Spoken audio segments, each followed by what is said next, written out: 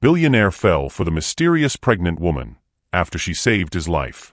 She didn't know his name. He didn't know her story. But what happened that morning would change both of their lives forever. The 42nd Street subway platform smelled like rain, metal, and the particular desperation that comes with Monday morning commutes. Jeffrey Hartwell stood near the yellow caution line, phone pressed to his ear, discussing a $200 million waterfront deal that would reshape Lower Manhattan forever. Councilman Reed wants 15%, his attorney said through the phone. That's extortion, not business. Jeffrey's jaw tightened. Tell Reed he gets 5% or nothing. I don't negotiate with. He never finished the sentence. The shove came from behind, hard, deliberate, professional. Jeffrey's expensive loafers lost purchase on the platform edge. His phone clattered to the concrete. For one weightless, horrifying second, he was airborne. Then he was falling toward the tracks. The train horn screamed. Headlights exploded into view from the tunnel. 3 seconds, maybe 4 before impact. Jeffrey's mind went blank with the certainty of death. Then something hit him from the side. Not the train. Something softer but with enough force to alter his trajectory. Arms wrapped around his torso, yanking him sideways with desperate strength. They crashed together onto the filthy track bed, rolling away from the rails. The train roared past, so close Jeffrey felt the heat of it, the metal scream of brakes engaging too late. Then silence. Relative silence. The train had stopped, half in the station, half in the tunnel. People were screaming on the platform above. Jeffrey blinked, disoriented. He was alive. Somehow, impossibly alive. And someone was on top of him, breathing hard. He looked up. A woman. Black, young, late 20s maybe, with wild curls plastered to her face with sweat. And unmistakably, heavily pregnant. Her belly pressed against him as she gasped for air. Are you? Jeffrey started. She rolled off him with a groan that sounded like pain. Her hand went to her stomach, face contorting. No, no, no, she whispered. Not now. Please not now. Miss, are you hurt? Jeffrey struggled to sit up. His ribs screamed in protest. She didn't answer. Her breathing had changed, shorter, sharper, punctuated by small sounds of distress. Above them, chaos. People shouting, flashlights, someone yelling about calling 911. Down here. Jeffrey shouted toward the platform. We're on the tracks. She's pregnant. The woman's eyes snapped to his face, and Jeffrey felt something cold slide down his spine. Recognition. Not the vague have we met kind. The specific, detailed kind that came with history. You, she breathed, and it wasn't gratitude in her voice. It was something closer to horror. I know you. Jeffrey asked. She laughed, bitter, pained. You should. You killed my father. Before Jeffrey could process that, before he could ask what she meant, transit workers appeared at the platform edge, lowering a ladder. Paramedics followed. Ma'am, we need to get you out of there, one shouted down. How far along are you? 8 months, she gasped. But something's wrong. It hurts. They moved fast after that. A stretcher, careful hands, the organized chaos of emergency response. Jeffrey climbed out on his own, waving off help despite his screaming ribs and the blood he could feel dripping from a cut on his forehead. On the platform, they loaded her onto the stretcher. Jeffrey pushed through the gathering crowd. Wait, I need to. Sir, step back, a paramedic said firmly. Are you family? No, but she saved my life. I need to know she's okay. Sir, we need to transport her now. If you want to help, stay out of our way. They rushed her toward the stairs, toward the ambulance waiting above. Jeffrey followed, but a transit cop stepped in front of him. Mr. Hartwell, you need medical attention too. There's another ambulance. I'm fine. That woman, what hospital are they taking her to? Sir, I need you to sit down and let the EMTs check you out. Jeffrey looked past him just in time to see the ambulance doors close. She was gone. But he'd seen her face. Memorized it in that moment on the tracks when she'd said those impossible words. You killed my father. 30 minutes later, Jeffrey sat in his own ambulance, a butterfly bandage on his forehead, refusing to go to the hospital. Mr. Hartwell, you likely have bruised or broken ribs, the EMT argued. You need X-rays. I'll have my private physician handle it. Jeffrey was already on his phone, pulling up security footage requests, calling his head of security. Mark, I need everything from the 42nd Street station. Every camera angle, every witness statement. Someone tried to kill me. Sir, slow down. And I need you to find a woman. Black, pregnant, late 20s. She jumped onto the tracks to save me. She was taken to, he turned to the EMT. What hospital? The EMT hesitated. Sir, that's not information I can. Roosevelt, probably, the driver called from the front. They're the closest with an OB unit. Jeffrey was already texting Mark again. Roosevelt Hospital. Pregnant woman brought in from 42nd Street incident. I need her name, room number, condition. Now. Jeffrey. His head of security's voice was calm through the phone. The NYPD is going to want to talk to you. Someone pushed you. That's attempted murder. I know what it was. Jeffrey's mind was racing. But first I need to find her. She said, he stopped himself. She knows something. About me. About who might want me dead. That wasn't exactly true, but it was close enough. The real truth, you killed my father. He wasn't ready to share that yet. Not until he understood what it meant. But as the ambulance pulled away, leaving him standing on the street in his ruined suit, Jeffrey replayed the moment in his mind. The way she'd looked at him. Not like a stranger she'd just saved. Like someone she'd been carrying a grudge against for years. Like someone who knew exactly who he was. And despite everything, the assassination attempt, the near-death experience, the broken ribs, what terrified Jeffrey most was the certainty in her voice. She believed he'd killed her father. And somewhere, buried under years of success and carefully managed public relations, Jeffrey had a sinking feeling she might be right. Roosevelt Hospital's emergency wing was controlled chaos when Jeffrey arrived an hour later. He'd gone home, changed into a fresh suit, taken something for the pain in his ribs, and called in every favor he had to get information. Her name was Morgan Blake. 29 years old. No permanent address listed. No insurance. No emergency contact. And according to the hospital administrator who owed Jeffrey for $1 million donation last year, she'd refused treatment and walked out of the ER 20 minutes after arriving. She was in active preterm labor, the administrator said quietly over the phone. Early contractions. The OB wanted to admit her for observation, but she signed herself out AMA. Against medical advice. She just left. Jeffrey couldn't believe it. She's 8 months pregnant and she just walked out? Mr. Hartwell, we can't force patients to stay. She was coherent, she made her choice. Jeffrey hung up and stared at his phone. Morgan Blake. The name meant nothing to him. But she knew him. Knew him well enough to blame him for her father's death. He pulled up his laptop and started searching. Morgan Blake, architect, formerly licensed, let her certification lapse 2 years ago. Before that, she'd worked for several prestigious firms in New York.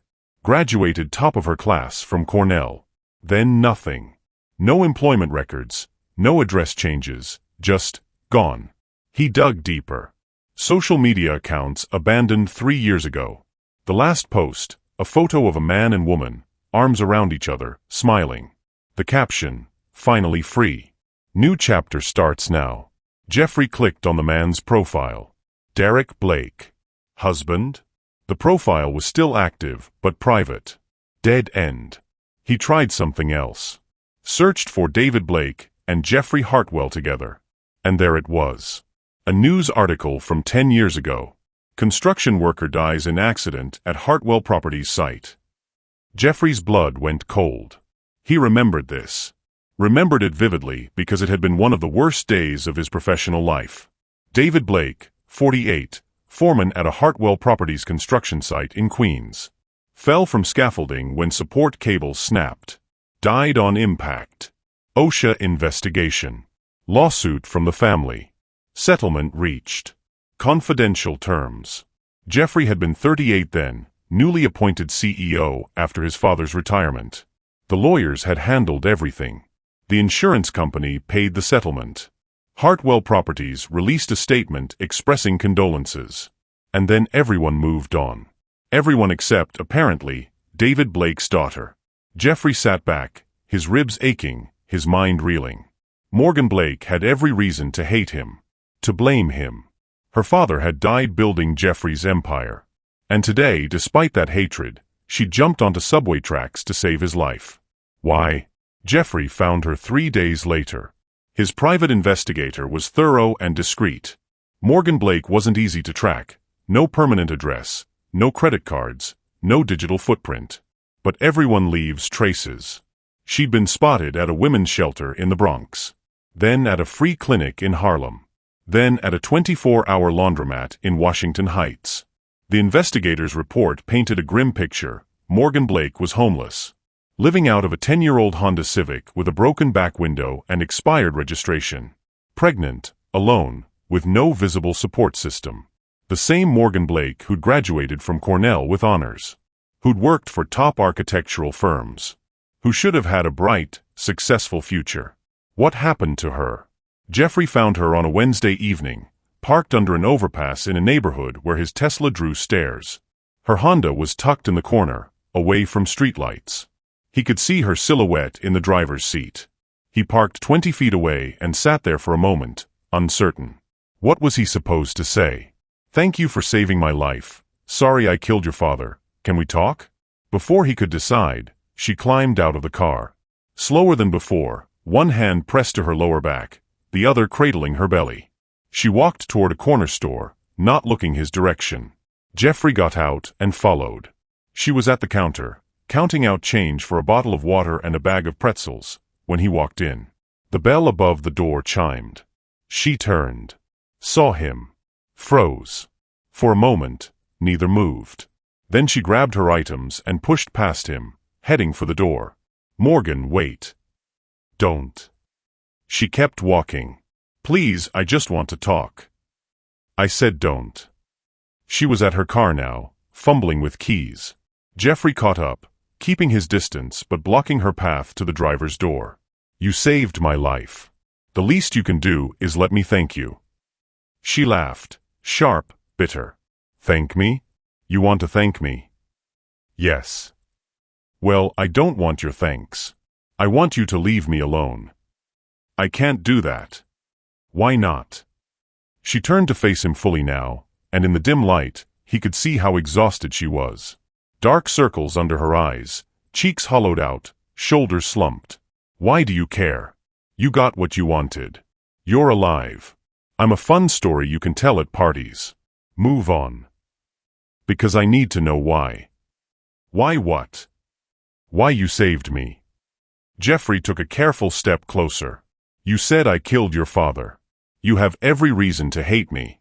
So why did you jump onto those tracks?" Morgan's hand tightened on her car door. "Because I'm not you." The words hit harder than the shove that had sent him onto the tracks. "Morgan. You don't get to call me that. You don't know me. I know your father died at one of my construction sites. I know we settled with your family. I know. You know nothing." Her voice cracked. "You know paperwork and signatures and legal settlements that bought my mother's silence. You don't know that she drank herself to death 2 years later. You don't know that I was 17 and had to bury both my parents before I turned 20. You don't know anything that matters." Jeffrey felt like he'd been punched. I didn't know about your mother. I'm sorry." "Sorry doesn't feed me. Sorry doesn't pay for prenatal care. Sorry doesn't give me back my father or my mother or my life." She yanked the car door open.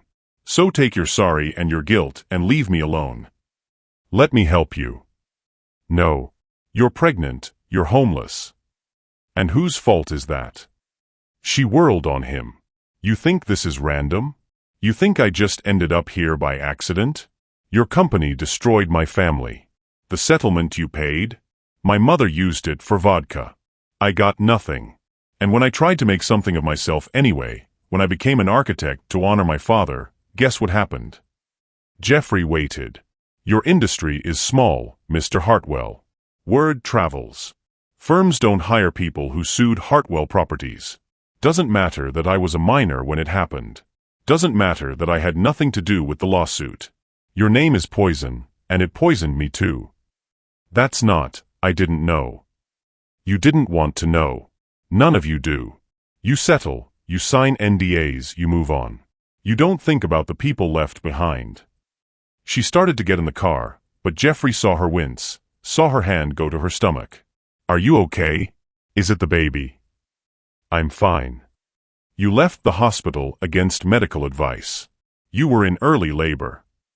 How do you? She stared at him. You looked into my medical records? That's illegal. I was worried. Don't worry about me. I've survived 10 years without your concern. I'll survive the rest of my life without it too. She got into the car and started the engine. It coughed, sputtered, died. She tried again. Same result. Damn it, she whispered. Jeffrey knocked on the window. Let me. No. Morgan, please. Just let me help. I owe you that much. She looked up at him through the glass, and for the first time, he saw tears on her face. You owe me more than you could ever repay, she said, her voice muffled. But I don't want your help.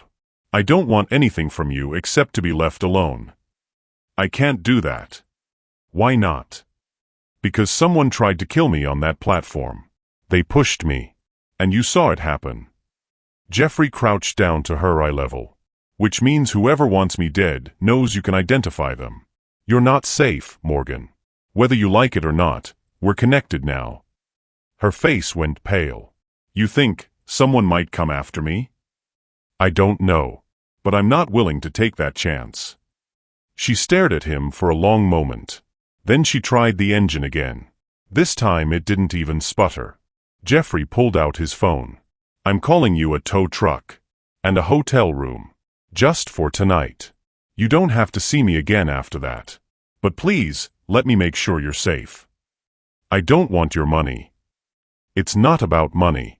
It's about keeping you and your baby alive. Morgan's hand went to her belly again, protective, and Jeffrey saw the moment she broke. One night, she said quietly. That's all. And you stay away from me. One night, Jeffrey agreed. But as he made the calls, tow truck, hotel, security detail, he wouldn't tell her about. He knew it wouldn't end there. He'd found her. And he was starting to realize that saving his life might have been the easy part.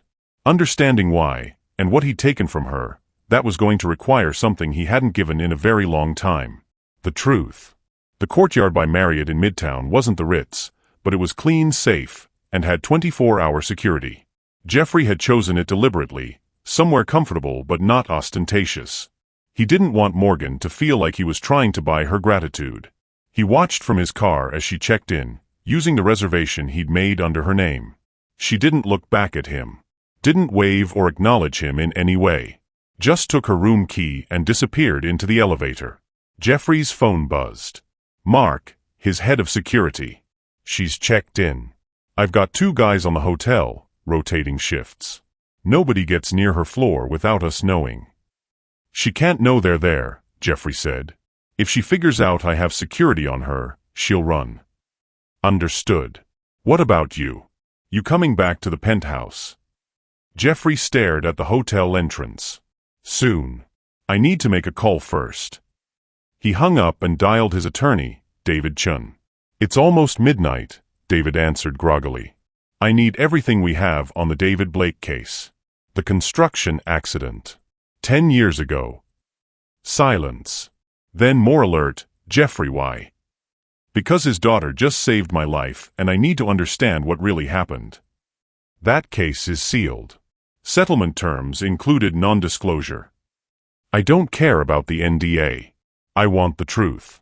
What happened on that site? Why did David Blake die? David sighed. You know what happened. The scaffolding collapsed.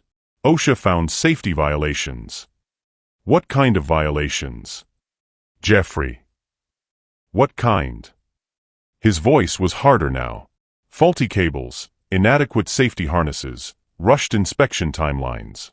Standard stuff for a site that was behind schedule and over budget. Jeffrey's stomach turned. We pushed them to work faster. The project was hemorrhaging money. Your father made the call to accelerate construction. Blake's death was tragic, but it was ruled an accident. We paid the settlement, the family signed the agreement, case closed. His wife died 2 years later. His daughter is homeless and pregnant. That's not our responsibility, isn't it? Jeffrey's voice was cold now. We paid them to shut up and go away. Did anyone follow up? Make sure they were okay? Make sure the settlement money was actually used for the family's benefit? Jeffrey, you're letting guilt cloud your judgment. I want every document, every report, every internal memo, every OSHA finding, on my desk by morning. That's attorney work product. Privileged. I don't care. I'll sign whatever waiver I need to. I want the truth, David. All of it. He hung up before his attorney could argue further. Then he sat in his car, watching the hotel, thinking about Morgan Blake sleeping in a bed for the first time in who knows how long. Thinking about the baby she was carrying. Thinking about the scaffolding that had killed her father because Hartwell Properties was more concerned about money than safety. His phone buzzed again. Unknown number. Jeffrey almost didn't answer. But something made him pick up. Jeffrey Hartwell. Who's asking? I think you know who I am. Or rather, what I am. The voice was calm, professional. Male. No accent Jeffrey could place. I'm hanging up. I'd advise against that. I'm the reason you're still breathing. That push on the subway platform? Amateur hour. If I wanted you dead, you'd be dead. Jeffrey's blood went cold. What do you want? I want you to understand something. You have enemies, Mr. Hartwell. Serious enemies. People who want you gone. Permanently. And you're one of them? No. I'm someone who was paid to be one of them. Past tense. I don't like loose ends, and you've become a very loose end. Explain. That woman who saved you. The pregnant one. She's a witness now. Which means my client has a problem. Which means you have a problem. Because if they can't get to you directly, they'll get to you through her. Jeffrey's hands tightened on the steering wheel. If you touch her. I'm not going to touch her, Mr. Hartwell. I'm trying to warn you. My client hired a second contractor. Someone less discerning than I am. Someone who won't hesitate to eliminate witnesses, including pregnant ones. Who's your client? You're a smart man. You'll figure it out. But here's a hint. Check who benefits most from that waterfront deal falling through. The line went dead. Jeffrey immediately called Mark back. I need security doubled on Morgan Blake. Now. Someone's targeting her. What? Jeffrey, what's going on? Just do it. And I want to know everyone who's been following me for the past month. Business rivals, political enemies, everyone. That's a long list. Then start making it shorter. Morgan woke to sunlight streaming through hotel curtains and a moment of disorientation. Where was she? This wasn't her car. This was a bed. A real bed. Then memory flooded back. The hotel. Jeffrey Hartwell. The conversation that had left her simultaneously furious and exhausted. She sat up carefully. Everything at 8 months pregnant required careful movement, and checked her phone. 7 a.m. She'd slept for 7 hours straight. When was the last time that had happened? Her phone showed 3 missed calls from an unknown number and 1 text message. This is Jeffrey. I hope you slept well. There's a breakfast voucher at the front desk in your name. No strings attached. I meant what I said. You don't have to see me again. But please stay safe. JH. Morgan stared at the message. Part of her wanted to throw the phone across the room. Another part, the hungry, exhausted, scared part, wanted to cry. She compromised by getting up and taking a shower. The hot water was a luxury she hadn't experienced in weeks. She stood under the spray until her skin turned pink, washing away days of accumulated grime and stress. In her car, she'd been limited to sink baths at gas stations and the occasional gym shower when she could sneak in. When she emerged, wrapped in the hotel's plush robe, she caught her reflection in the mirror and barely recognized herself. Hollow cheeks. Dark circles that no amount of sleep would fix. Her hair, usually her pride, was dry and brittle despite the conditioning treatment the hotel provided. And her belly, swollen and heavy, stretching the robe to its limits. "We're a mess, aren't we, baby girl?" she whispered, placing a hand on her stomach.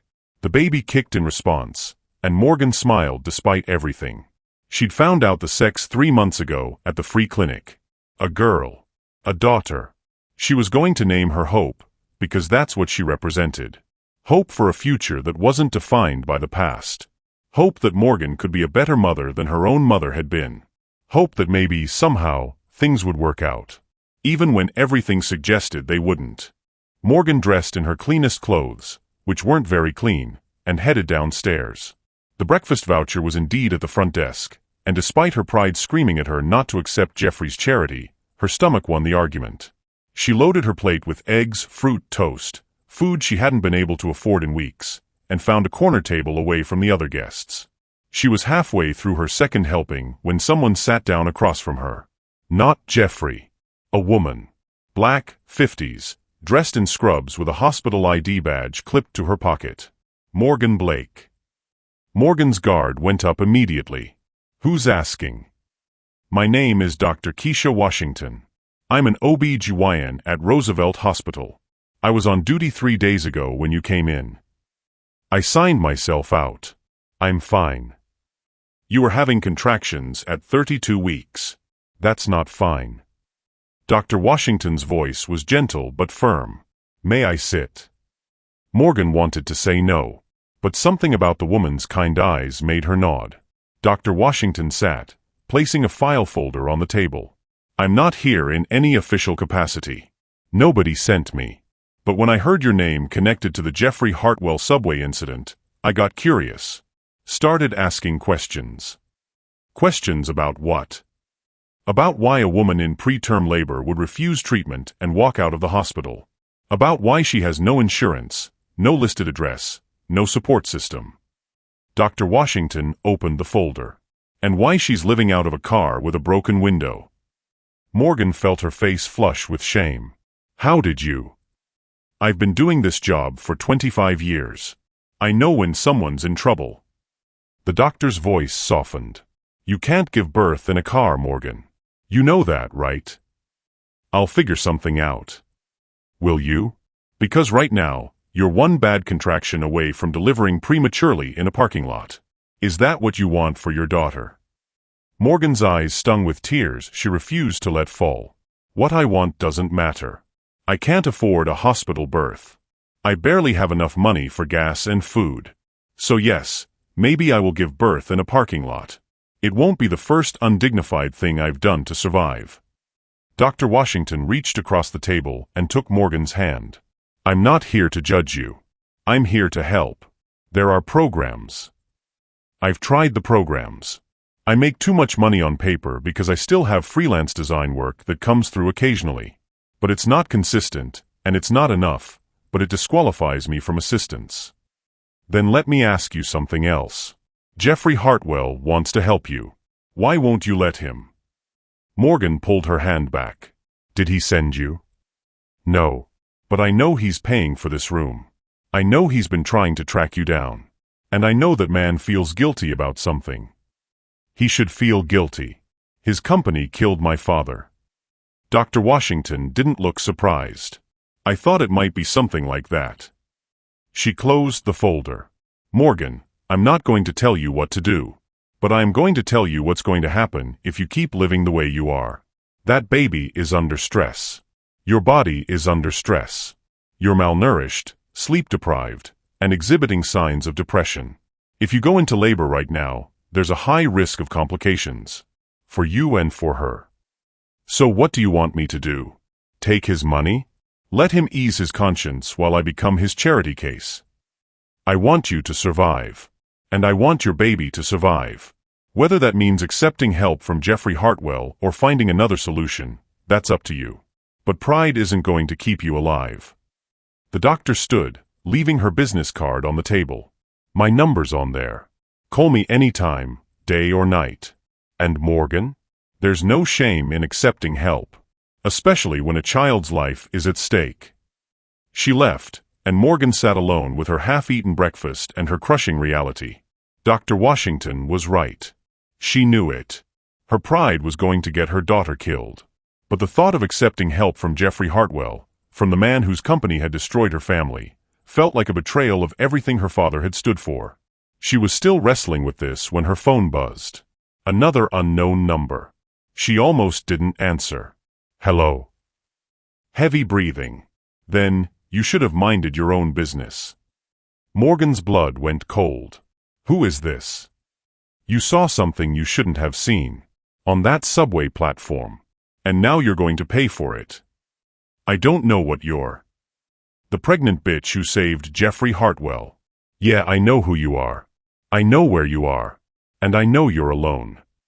The line went dead. Morgan dropped the phone, her hands shaking. She looked around the hotel dining area, suddenly paranoid. Was someone watching her? How did they know where she was? She grabbed her things and ran for the elevator, her heart pounding. She needed to leave. Now. Get back to her car, drive somewhere else, disappear. The elevator doors opened on her floor, and she nearly collided with someone. Jeffrey. Morgan, he stopped, seeing her face. What's wrong? Move. She tried to push past him. He caught her arm gently. You're terrified. What happened? Someone called me. Threatened me. They know where I am. Her voice was shaking. I need to leave. I need to. Slow down. What did they say exactly? That I saw something I shouldn't have seen on the subway platform. That I'm going to pay for it. Morgan's breathing was coming faster now, panic setting in. This is your fault.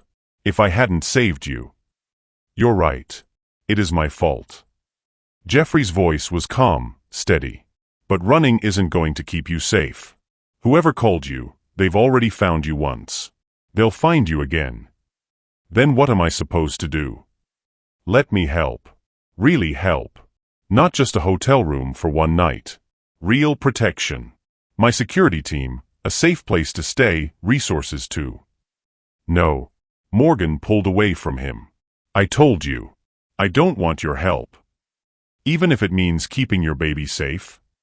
The question hung between them. Morgan's hand went to her belly, protective, instinctive. She thought about Dr. Washington's warning. About the phone call. About giving birth in a parking lot because she was too proud to accept help from the man she blamed for everything wrong in her life. Why? She asked finally, her voice small. Why do you care so much? Is this just guilt? Do you think helping me erases what you did? No. Jeffrey's voice was quiet. Nothing erases that. But Morgan, someone tried to kill me. And the only reason I'm alive is because you made a split-second decision to save me, even though you had every reason to let me die. That means something. And it means I owe you more than just one night in a hotel. You don't owe me anything. I owe you everything. And whether you like it or not, we're connected now. Someone wants me dead, and they're willing to go through you to get to me. So you can hate me all you want. You can blame me for your father's death. But please, let me keep you safe. Morgan wanted to say no. Wanted to maintain her pride, her independence, her right to reject everything this man represented.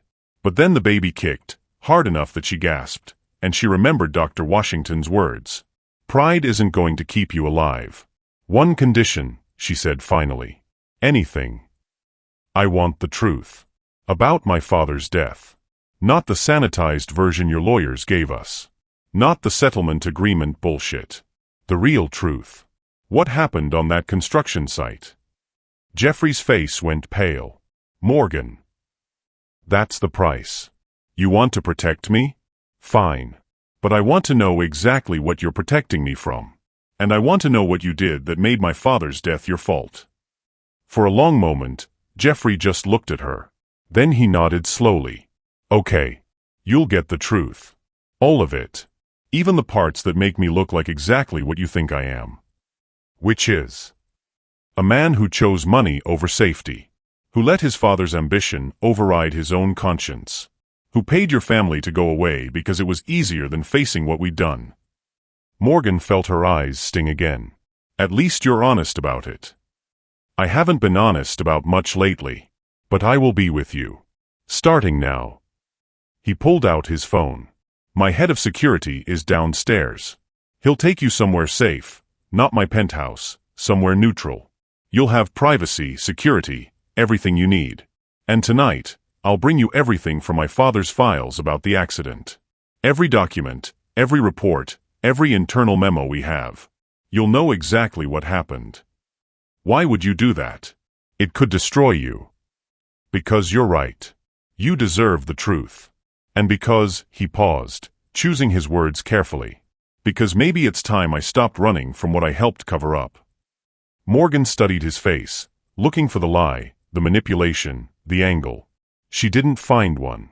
Okay, she said quietly. But I'm not staying with you. I don't want to see you unless it's to get those documents. Understood. And if you're lying to me, if this is some elaborate way to ease your conscience while keeping me under control, I'll find a way to make you regret it. I believe you. Jeffrey almost smiled. You jumped onto subway tracks. I don't doubt you're capable of pretty much anything. Despite everything, Morgan felt the corner of her mouth twitch. Don't mistake desperation for bravery. I think they're the same thing sometimes. He made a call, and within 10 minutes, a large black man in a suit arrived. He introduced himself as Marcus, Jeffrey's head of security, and he had the calm, capable demeanor of someone who'd seen everything twice. Ms. Blake, he said with genuine respect. I understand you've had some threats. I'm going to make sure you're safe. Where are you taking me? Corporate apartment in Battery Park. Secure building, 24-hour doorman, very private. You'll have your own space, your own key. No one will bother you. Morgan looked at Jeffrey. You're not coming? Not unless you want me to. I don't. Then I'll see you tonight. With the files. As Marcus led her to the elevator, Morgan looked back once. Jeffrey was still standing there, watching her go, and the expression on his face was something she hadn't expected. Not triumph at having convinced her to accept help, but something closer to grief. Like he already knew what those files were going to reveal. And he was dreading the moment she discovered just how right she was to hate him. The Battery Park apartment was nicer than anywhere Morgan had lived in the past 2 years. Floor-to-ceiling windows overlooking the harbor. Modern furniture. A kitchen stocked with food. A bedroom with a king-sized bed and blackout curtains. It was everything she needed. And it made her feel like a prisoner in a gilded cage. Marcus gave her his number. Anything you need, anytime, you call me. And Ms. Blake? The threats you received are real. Someone wants to hurt Mr. Hartwell, and they're willing to use you to do it. We're going to keep you safe, but you need to stay here. Don't go out alone, don't answer the door unless you know who it is, and if anything feels wrong, you call me immediately. Do you know who's after him? Marcus hesitated. We have theories. Mr. Hartwell has made enemies. Not everyone's happy about his latest development project. The waterfront deal? You know about that? I heard him on the phone, right before someone pushed him.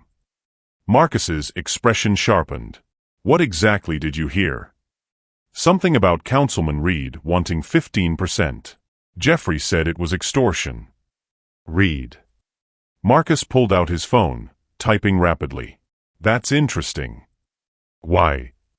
Because Councilman James Reed has been trying to block Mr. Hartwell's waterfront development for 6 months. Publicly, he says it's about environmental concerns. Privately, Marcus stopped himself. I shouldn't be telling you this. Tell me anyway. If someone's threatening me because of what I saw, I deserve to know who and why. Marcus studied her for a moment, then nodded. Reed wants a cut of the profits. Mr. Hartwell refused. Now Reed's using his political connections to stall permits, tie up approvals, make the project so expensive and complicated that Mr. Hartwell might be forced to sell. Or give Reed what he wants. And if Jeffrey ends up dead, Reed gets the property? Or forces the company to deal with someone more accommodating. Morgan sank onto the couch, her mind racing. So this Reed person tried to have Jeffrey killed? We don't have proof. But the timing is suspicious. Marcus moved toward the door. I'll be right outside if you need anything. There are 2 other guards in the building. You're safe here, Ms. Blake." After he left, Morgan sat in the silence of the expensive apartment, feeling the baby move inside her, and tried to process everything. 3 days ago, she was homeless, pregnant, and invisible. Now she was caught in the middle of a political assassination plot, protected by a billionaire she hated, living in luxury she didn't want, and waiting for documents that would tell her exactly how her father died. She pulled out her phone and stared at Dr. Washington's business card. Then she dialed.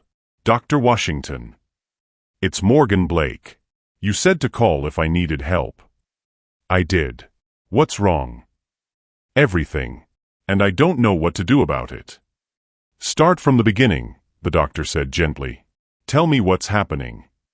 So Morgan did. She told her about the threats, about Jeffrey's protection, about the apartment and the security and the guilt that came with accepting help from the man who destroyed her family.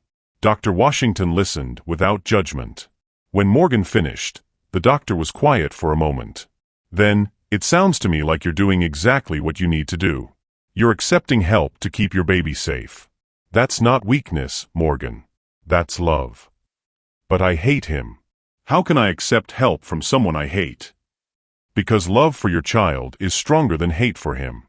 And maybe, just maybe, Jeffrey Hartwell is trying to become someone worth not hating." "You think people can change that much?" "I think people can surprise us. For better and for worse." Dr. Washington paused. "Will you do something for me?" "What?" "Come see me tomorrow. Let me check you and the baby. Make sure everything's okay. I'm at Roosevelt Hospital, OB department. I'll clear my schedule." "I don't have insurance." "I'm not asking about insurance. I'm asking you to let me make sure you and your baby are healthy. Will you do that?" Morgan felt tears threatening again. "Yes. Thank you." "No thanks necessary. I'll see you tomorrow at 10. After hanging up, Morgan walked to the windows and looked out at the harbor. Somewhere out there, someone wanted her dead.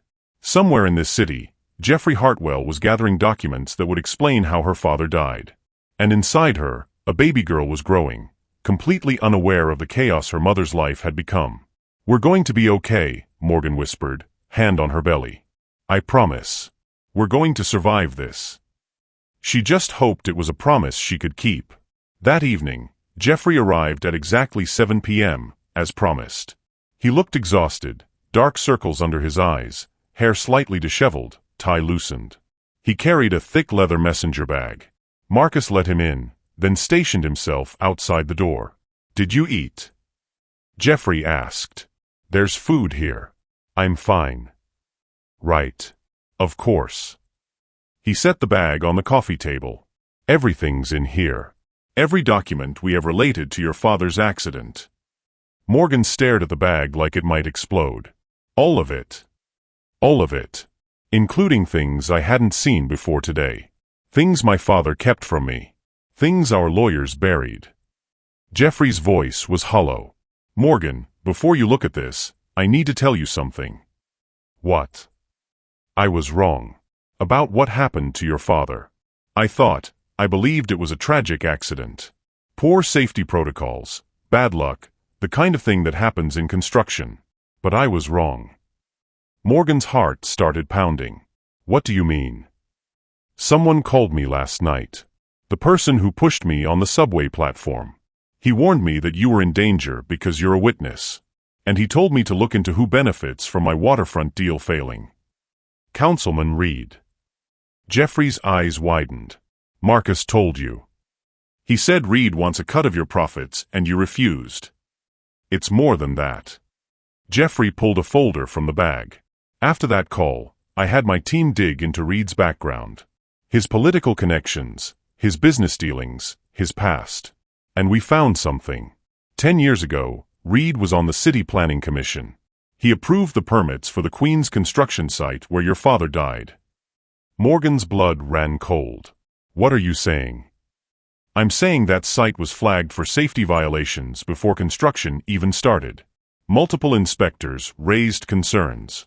But Reed pushed the permits through anyway. He was paid off by my father, not directly, but through shell companies and campaign donations, to fast-track the project. So your father and Reed conspired to ignore safety protocols because the project was behind schedule and bleeding money. Your father died because they cut corners. And then they buried the evidence. Jeffrey's voice broke. Morgan, I didn't know. I swear I didn't know until today. But that doesn't change the fact that my father's company, my name, killed your father. And I've spent the last 10 years benefiting from a business built on his death. Morgan couldn't breathe.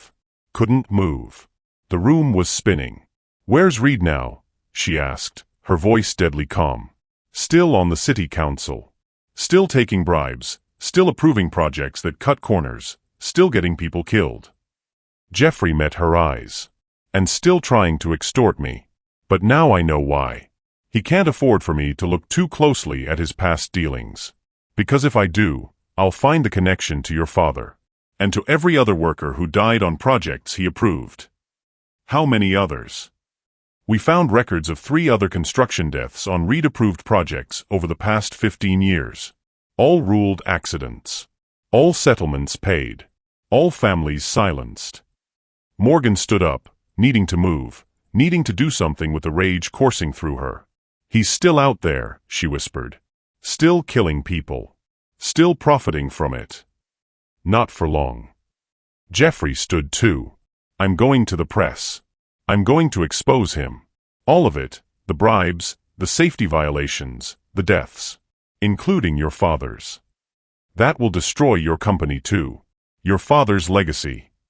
Good. It deserves to be destroyed. And I deserve to face the consequences of benefiting from it. Morgan turned to face him, and for the first time since she'd met him, she saw something in Jeffrey Hartwell that looked like integrity. When? She asked. Tomorrow. I'm holding a press conference. I'm releasing everything. I want to be there. Morgan. I want to be there. I want to look Reed in the eye when his career ends. I want him to see that the daughter of David Blake survived. That I'm still here. That he didn't erase us. Jeffrey nodded slowly. Okay. But it's going to be dangerous. Reed knows you're a witness. Once we go public. I don't care. This is bigger than me now. This is about every family he destroyed. Every worker he killed. Someone has to stand up to him. You already did that. When you saved me instead of letting me die. Morgan shook her head. I didn't save you for you. I saved you because it was the right thing to do. But this? Exposing Reed? Making sure he can't hurt anyone else? This is for my father. This is justice. Jeffrey looked at her with something close to awe. You're extraordinary. You know that. I'm angry. There's a difference. No, Jeffrey said quietly. I think they're the same thing sometimes. Morgan almost smiled. You said that earlier. Because it's true. Anger, properly directed, changes the world. Then let's change it. Morgan moved toward the bag of documents. Show me everything. I want to know exactly what we're exposing tomorrow. They sat together at the dining table, spreading out papers, reading reports, piecing together a decade of corruption. With each document, Morgan's rage grew. And with each document, she saw Jeffrey's face grow more haunted. He'd spent 10 years benefiting from his father's crimes. Now he was going to spend however long it took making it right. Around midnight, exhausted and overwhelmed, Morgan finally spoke. Thank you. Jeffrey looked up, surprised. For what? For not trying to hide this. For being honest. She paused. For not being the man I thought you were. I'm exactly the man you thought I was, Jeffrey said. I just decided I don't want to be that man anymore. Why? Because a woman I'd wronged saved my life anyway. And if she could show that much grace, the least I could do was earn it. They held each other's gaze for a long moment. Then Morgan's phone rang. Unknown number. She looked at Jeffrey. It's them again. Don't answer. But she did. Hello. You think Jeffrey Hartwell can protect you? The voice was different this time. Older. More cultured. You think hiding behind security guards makes you safe? Who is this? Someone who's very disappointed in you, Ms. Blake. You had one job die. Instead, you survived. And now you're becoming a problem. Councilman Reed. A pause. Then a cold laugh. Smart girl. Not smart enough to keep your mouth shut, though. That's going to cost you. The line went dead. Morgan looked at Jeffrey, face pale. That was Reed. He knows where I am. He knows everything. Jeffrey was already on his phone, calling Marcus. We need to move her. Now. Reed made contact. The lights went out. Emergency backup lights kicked on, bathing the apartment in dim red. Morgan, get away from the windows. Jeffrey's voice was calm but urgent. She moved, but not fast enough. The window exploded inward. Glass shattered everywhere. Morgan screamed, covering her face. Jeffrey threw himself in front of her, shielding her with his body. More glass.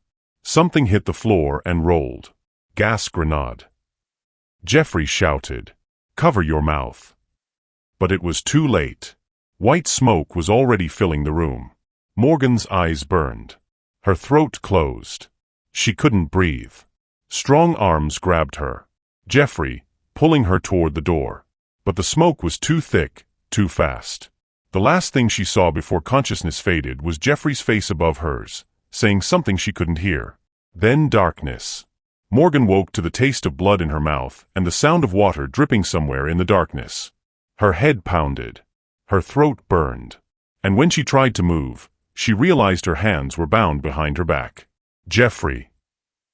Her voice came out as a rasp. I'm here. His voice, somewhere to her left. Are you hurt? I don't know. Where are we? I don't know that either. Morgan's eyes were adjusting to the dim light now. They were in some kind of basement or warehouse. Concrete walls, exposed pipes, a single bare bulb hanging from the ceiling about 20 feet away. She was sitting on the floor, back against a support beam. Jeffrey was maybe 10 feet away, similarly bound. How long were we out? She asked. No idea. Could be minutes. Could be hours. Jeffrey struggled against his restraints. Morgan, is the baby. The baby. Morgan's breath caught. She tried to feel for movement, but with her hands tied, all she could do was press her back against the beam and focus. There. A flutter. Small, but there. She's moving, Morgan whispered. She's okay. Thank God. Footsteps echoed from somewhere above them. A door opened, and light spilled down a staircase Morgan hadn't seen in the darkness. 2 men descended. One was large, muscular, with the cold eyes of someone who'd done this before. The other was older, well-dressed, with silver hair and an expression of mild irritation. Councilman James Reed. Ms. Blake, Mr. Hartwell, Reed said pleasantly, like he was greeting constituents at a fundraiser. I apologize for the accommodations. This wasn't how I wanted things to go. Then let us go, Jeffrey said, his voice hard. Reed laughed. I'm afraid that's not an option. You've both become rather inconvenient problems. The police know where we are, Morgan started. No, they don't. As far as anyone knows, you and Mr. Hartwell left the apartment together. Voluntarily.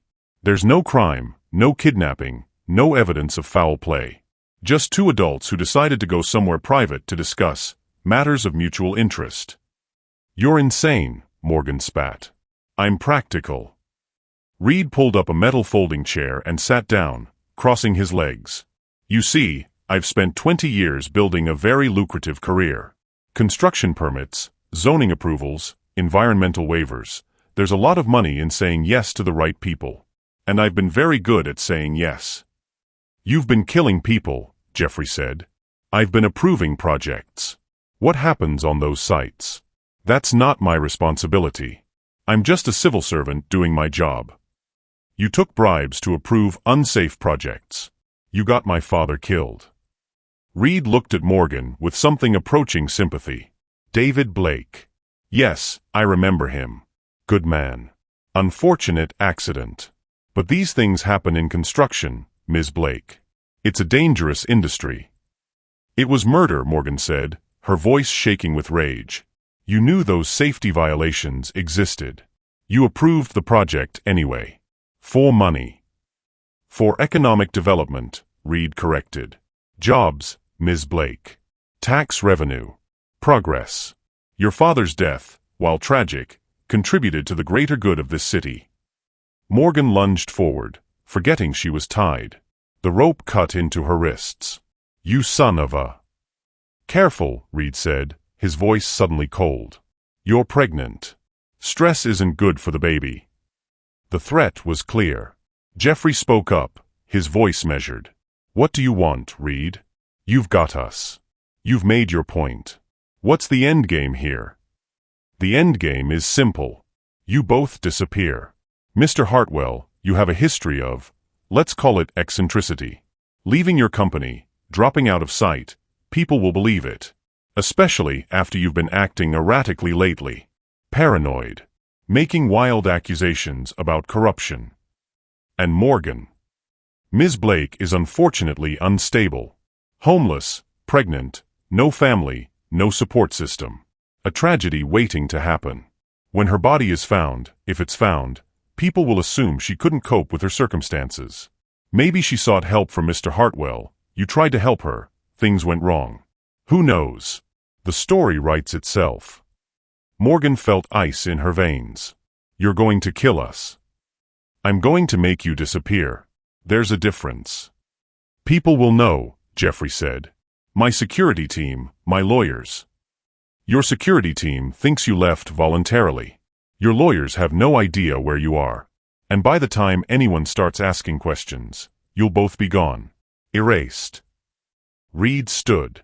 I actually feel bad about this, Mr. Hartwell.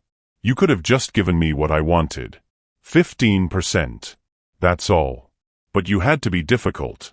Had to have principles. Sorry to inconvenience you with my morals. Reed smiled. Your father understood how the world works. He and I had a very profitable relationship for years. You could have continued that relationship. Instead, you chose to be a crusader. And crusaders, Mr. Hartwell, tend to end up crucified. He turned to leave, then paused. Oh, and Ms. Blake? I want you to know, your father didn't die instantly. He fell 4 stories, but he survived the initial impact. He was conscious for almost 10 minutes before the ambulance arrived. Do you know what his last words were? Morgan couldn't breathe. He asked about his daughter. Asked if someone could call you, tell you he loved you. Reed's voice was conversational, almost pleasant. The paramedics tried to comfort him. Said you'd be fine. He died believing that. Believing his little girl would be okay. Tears were streaming down Morgan's face now. I thought you should know that, Reed said. Before the end. He left, the large man following him. The door closed. The lock clicked. Silence. Then Morgan sobbed, deep, wrenching sounds that came from a place of grief she'd kept locked away for 10 years. Morgan, Jeffrey's voice was gentle. He was alive, she gasped. He was alive and in pain and calling for me, and I didn't know. I was at college, studying for finals, and he was dying and asking for me.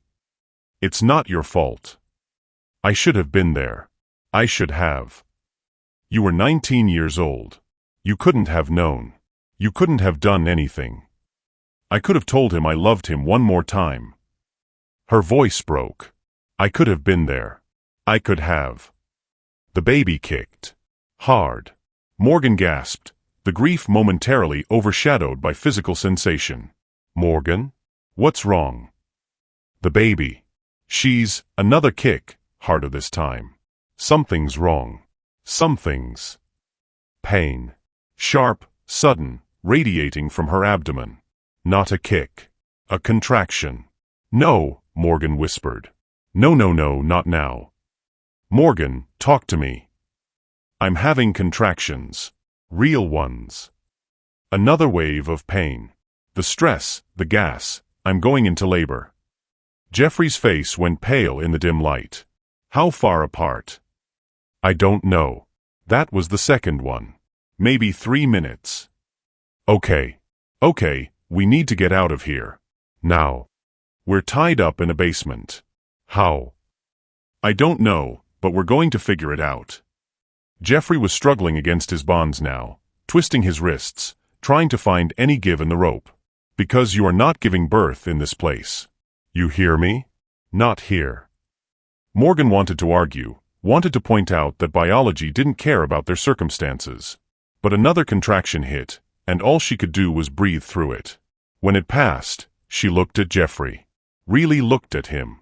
He was bleeding from a cut on his forehead, probably from the window explosion. His expensive suit was torn and stained. His hands were raw from pulling at the ropes. And he was completely focused on her. On getting them out. On keeping her and the baby safe. This man, whose company had killed her father, was now willing to die to save her. Why? She asked quietly. Why what? Why do you care so much? You could have let Reed take me. Saved yourself. Made some kind of deal. Jeffrey stopped struggling and met her eyes. You really have to ask that? Yes. Because you saved my life even though you had every reason to let me die. Because you're carrying a baby who deserves a chance at life. Because, he paused. Because somewhere along the way, keeping you safe became more important than keeping myself safe. That's guilt talking. No. It's something else. Another contraction. Morgan bit back a cry. 5 minutes, she gasped. They're 5 minutes apart now. Jeffrey renewed his efforts, pulling at the ropes with such force that blood was running down his hands. He grunted with effort. There's a sharp edge on this beam. I can feel it. If I can just... Jeffrey, your hands. Don't matter. Getting you out matters. He kept working, sawing the rope against whatever edge he'd found. Talk to me. Stay focused. Tell me about your father. The good memories. Morgan wanted to refuse, wanted to say this wasn't the time, but another contraction was building and she needed distraction. He used to build things, she said, breathing through the pain. Not just on job sites. At home. He'd build me dollhouses, furniture for my room. He said, her voice caught. He said every girl should grow up knowing that someone could build her dreams for her, until she learned to build them herself. He sounds like he was a good man. The best. He worked 70-hour weeks so my mom wouldn't have to work. So I could focus on school. Another contraction. He never got to see me graduate. Never knew I became an architect. I did it for him, and he never knew. He knew, Jeffrey said quietly, still working at the ropes. Parents always know. The dreams they plant in their kids, they know when those dreams grow. How would you know? You don't have kids. No. But my father planted dreams in me that weren't mine. And I let them grow anyway. Until... The rope snapped. Jeffrey's hands were free. He immediately moved to untie Morgan, his bloody hands working at the knots. Until a woman who had every reason to hate me showed me what real courage looked like. Morgan's hands came free. She rubbed her wrists, trying to restore circulation. Can you stand? Jeffrey asked. She tried. Made it halfway up before another contraction hit. Jeffrey caught her, supporting her weight. Okay. New plan. I'm getting us out of here, but we're not going far. We need to find a phone, call for help. The door's locked. Then we find another way out. He helped her move toward the shadows at the edge of the room, away from the stairs. There had to be another exit. Buildings this old always had service entrances, utility access. There. A small window, high up on the wall. Boarded up, but it was something. Can you boost me up? Jeffrey asked. Are you serious? I'm lighter than you right now. And you're in labor. So yes, I'm serious. Morgan wanted to argue, but another contraction was coming. Fine. But if you fall and break your neck, I'm not explaining this to the paramedics. Despite everything, Jeffrey almost smiled. Deal. She braced herself against the wall, and Jeffrey climbed onto her shoulders. She was stronger than she looked. All those months of surviving on the streets had built muscle, but his weight still made her knees shake. Almost got it. Jeffrey was prying at the boards with his bare hands. Wood cracked. One board came free, then another. The window was barely big enough for a person to fit through. Okay, I'm going out, Jeffrey said. I'll find help, come back for you. No. Morgan's voice was firm. We go together or not at all. Morgan, you can't climb. Watch me. Another contraction. This one longer, more intense. 7 minutes since the last one. 8. Time was blurring. When it passed, Jeffrey dropped back down. You're insane. So I've been told. He laced his fingers together, making a step. Foot here. I'll boost you up. Go through the window, and I'll follow. There's a dumpster right outside. You can lower yourself onto it. And if Reed's men are out there? Then we run. Or fight. Or both. Jeffrey met her eyes. But we're not dying in this basement. Agreed. Agreed. Morgan put her foot in his hands. He lifted, and she grabbed the window ledge. The wood was old, splintery, cutting into her palms. But she pulled herself up, squeezing through the narrow opening, her pregnant belly barely fitting. She emerged into an alley behind what looked like an abandoned warehouse. Nighttime, how long had they been unconscious? And the streets were empty. The dumpster was right below.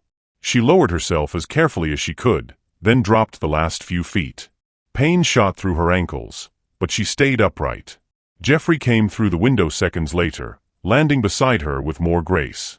Which way? Morgan asked. I don't.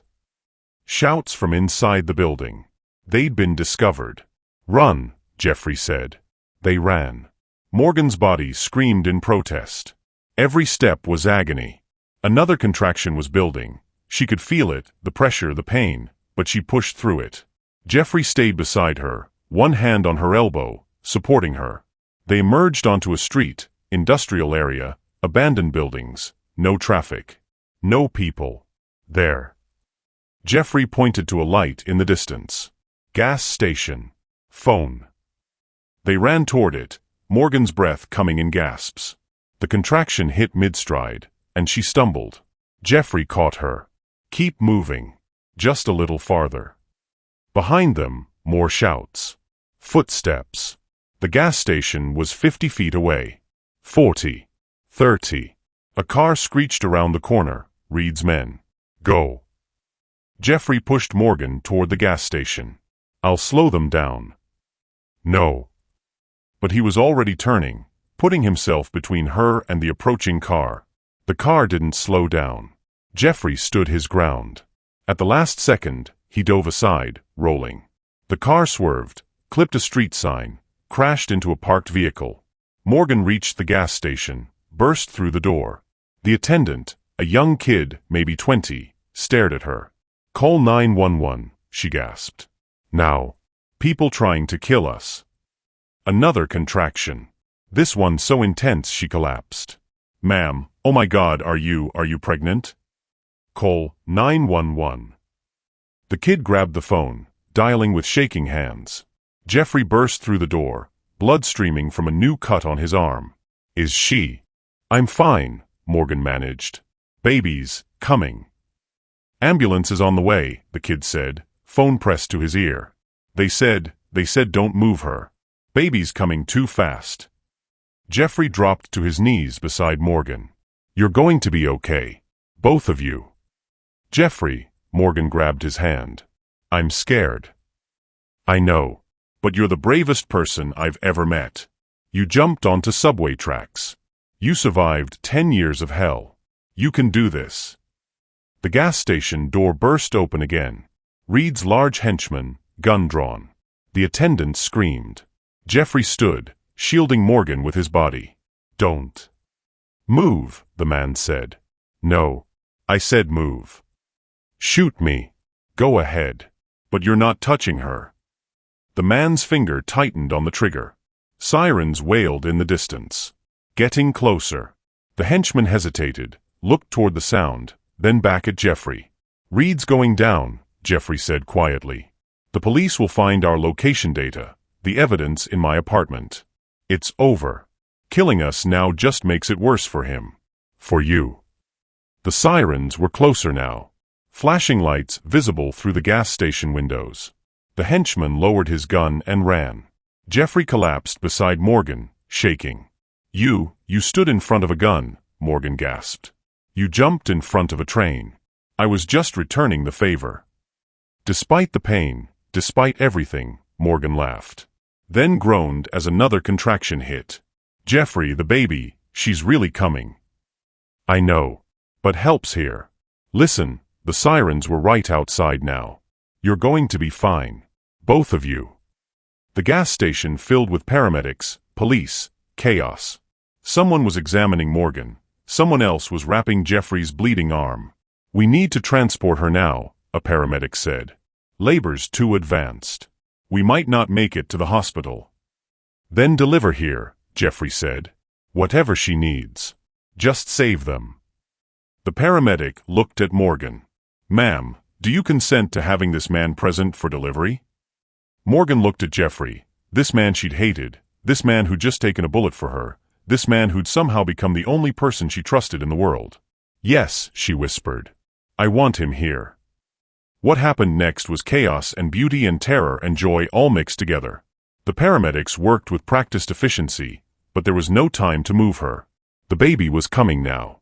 Jeffrey held Morgan's hand through every contraction, every push, every moment of pain. You're doing amazing, he kept saying. So strong. Almost there. I can't. You can. I know you can. One final push. And then, a cry. Small, angry, perfect. It's a girl, the paramedic announced. Healthy, breathing well. She's perfect. They placed the baby on Morgan's chest, and she looked down at her daughter. Tiny, pink, covered in vernix and blood and absolutely beautiful. Hope, Morgan whispered. Her name is Hope. Jeffrey was crying. Actually crying, tears streaming down his face. She's beautiful, he said. Morgan, she's so beautiful. The baby opened her eyes, dark, unfocused, searching, and somehow found Morgan's face. Hi, baby girl, Morgan whispered. Hi, Hope. Mommy's here. I'm here. The paramedics worked around them, clamping the cord, doing their checks. But for that one perfect moment, it was just Morgan and her daughter. And Jeffrey, standing beside them, looking at them both like they were the most precious things in the world. You did it, he said softly. You're incredible. We did it, Morgan corrected. You didn't leave. You could have saved yourself, but you stayed. Where else would I be? A police officer approached. Mr. Hartwell, we need statements. About Councilman Reed, about what happened. Later, Jeffrey said firmly. Right now, I'm exactly where I need to be. The officer nodded and stepped back. As they loaded Morgan and baby Hope into the ambulance, Jeffrey climbed in beside them. Sir, are you family? The paramedic asked. Jeffrey looked at Morgan. She nodded. Yes, Jeffrey said. I'm family. And as the ambulance pulled away, sirens wailing, Morgan held her daughter and looked at the man who'd helped bring her into the world, the man whose company had killed her father, the man who just saved her life, the man she was starting to realize she couldn't hate anymore, and wondered if maybe, just maybe, this was the beginning of something new. Something that didn't erase the past, but built something better from its ruins. Hope stirred in her arms, making small sounds. And Morgan knew, whatever came next, whatever happened with Reed, whatever future they faced, they would face it together. Because some bonds are forged in fire. And some babies are born in gas stations, while their mothers are running from assassins. And somehow, impossibly, life goes on. Roosevelt Hospital's neonatal intensive care unit was quiet at 3 in the morning. Morgan sat in a rocking chair beside an incubator, watching her daughter sleep. Hope Diane Blake. 3 days old. 5 pounds, 2 ounces. Born at 35 weeks in a gas station parking lot. She was perfect. Except for the jaundice. And the slight respiratory issues from being premature. And the fact that she'd been exposed to tear gas while still in the womb. She's stable, the doctors kept saying. Everything is trending in the right direction.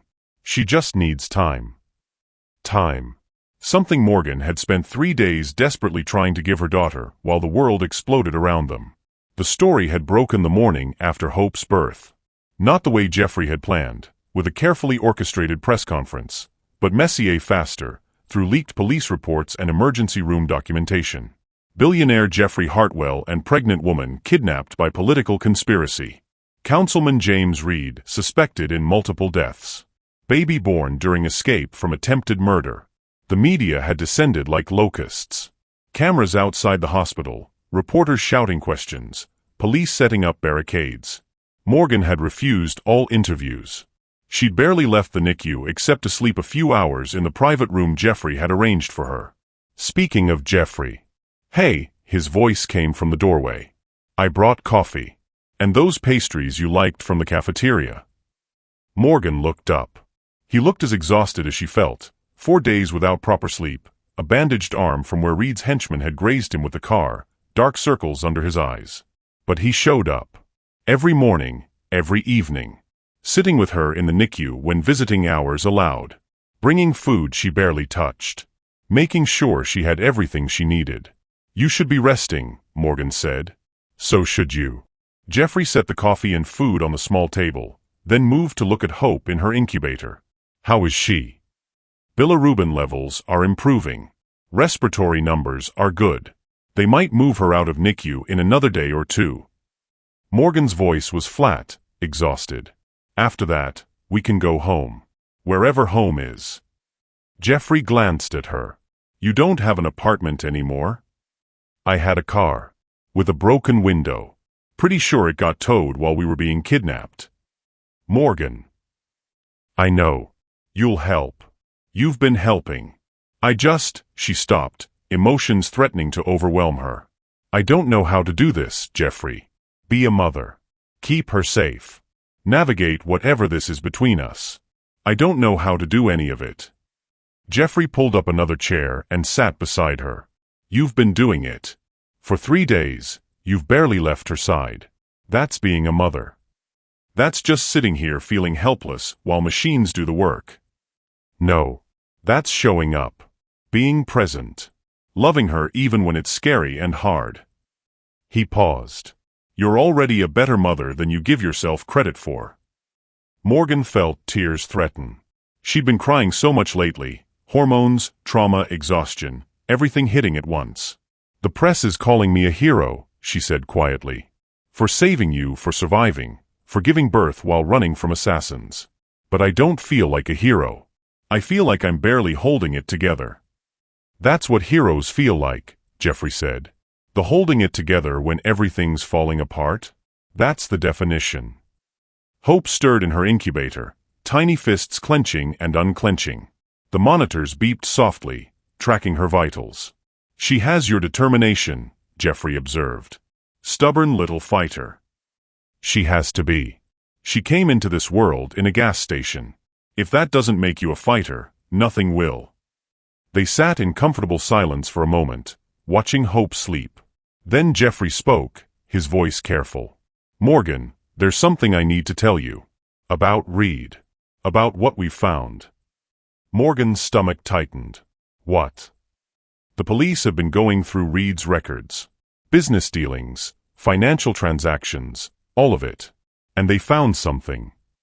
Jeffrey pulled out his phone, showing her a document. This is from 10 years ago.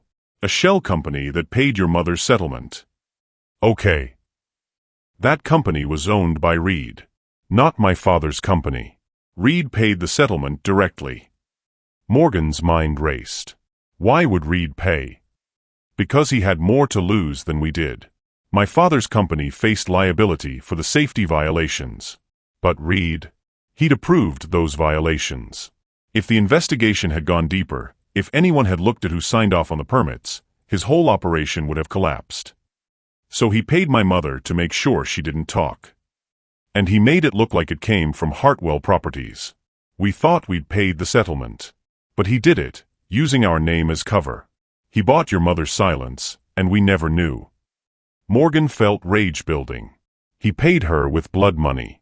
And she used it for vodka. There's more. Jeffrey hesitated. The police found evidence that Reed's shell companies have paid out settlements for 7 other construction deaths over the past 15 years. Not 3 like we thought. 7. All covered up. All families silenced. All linked to projects Reed approved despite safety violations. 7 families. 7 David Blakes. Why? Morgan whispered. Why risk so much for construction permits? Because he wasn't just taking bribes to approve projects. He was part owner in the construction companies. Through shell corporations and proxy investors, he owned pieces of every project he approved. He made millions every time one of his projects went forward. And when corners were cut to save money, he made even more. And when people died, he paid them off and moved on. Until Jeffrey's jaw tightened. Until I started looking too closely at his current deal. My waterfront development. He wanted 15%, but that would have required full financial disclosure, which would have exposed all the shell companies, all the previous deaths, everything. So he tried to kill you. And when you saved me, you became a witness, which made you a target too. Morgan looked down at Hope, sleeping peacefully, oblivious to the conspiracy that had nearly killed her before she was born. What happens now? She asked. Reed's been arrested. Multiple charges: bribery, corruption, conspiracy to commit murder, obstruction of justice. The FBI took over the case this morning. They're freezing all his assets, seizing records, interviewing everyone who ever worked with him. Will he go to prison? If there's any justice in this world, yes. For a very long time. Jeffrey paused. But Morgan, there's something else. The prosecutor wants you to testify. At the grand jury hearing. About what Reed said to you in that basement. About your father's last words. Morgan's breath caught. I can't. You don't have to decide now. But they need a witness. Someone who can put Reed at the kidnapping scene. Someone who heard him confess. He didn't confess to anything. Morgan's voice broke. He just told me how my father died. That's not a confession. It's evidence of prior knowledge. Of guilt. Combined with everything else, it helps build the case. Morgan looked at Hope again. If I testify, will we be safe? Will she be safe? I'll make sure of it. I promise. You can't promise that. Reed has connections, resources. He's in custody. His assets are frozen. His political career is over. And I'm hiring the best security team money can buy to make sure you and Hope are protected. For how long? A month? A year? Forever? Jeffrey met her eyes. As long as it takes. Jeffrey, you can't just. Yes, I can. Morgan, you saved my life. You lost your father because of decisions my company made. You deserve to be safe. To raise your daughter without fear. And I'm going to make sure that happens. Why? Out of guilt. At first, maybe. But not anymore. Jeffrey's voice was quiet. Morgan, somewhere in the chaos of the past few days, you stopped being an obligation. You became, he stopped, choosing his words carefully. You became someone I care about. Deeply. You and Hope both. Morgan didn't know what to say to that. Didn't know how to process the feelings churning inside her. Gratitude, fear, something that felt dangerously close to affection for this man who'd been her enemy a week ago. I should feed her, she said, deflecting. The nurse said I could try breastfeeding again. Right. Of course. Jeffrey stood. I'll give you privacy. But Morgan? Think about testifying. Not for me, not for revenge. But for all the families Reed destroyed. For all the David Blakes who deserved better. He left, and Morgan was alone with her daughter again. She opened the incubator carefully, lifting Hope out. The baby fussed slightly, but settled against Morgan's chest. Hey baby girl, Morgan whispered. Let's try this again. Breastfeeding was harder than she'd expected. Hope latched, then lost it, frustrated and fussing.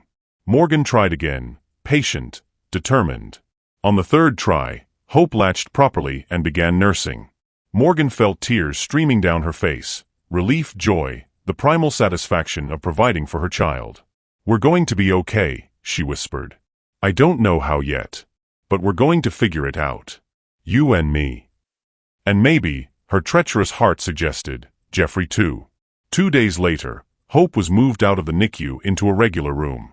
Her jaundice was resolving, her respiratory numbers were perfect, and she was feeding well. You can go home tomorrow, Dr. Washington said during her evening rounds. The obstetrician had been checking on Morgan daily, mothering her almost as much as Morgan was mothering Hope. Are you ready? I don't have a home to go to, Morgan admitted. Jeffrey mentioned something about an apartment. I can't keep accepting his charity. At some point, I need to stand on my own feet. Dr. Washington sat on the edge of the bed. Morgan, there's a difference between charity and support. What Jeffrey's doing, that's support. You went through hell together. You saved each other's lives. Accepting help from him isn't weakness. It feels like it. That's pride talking.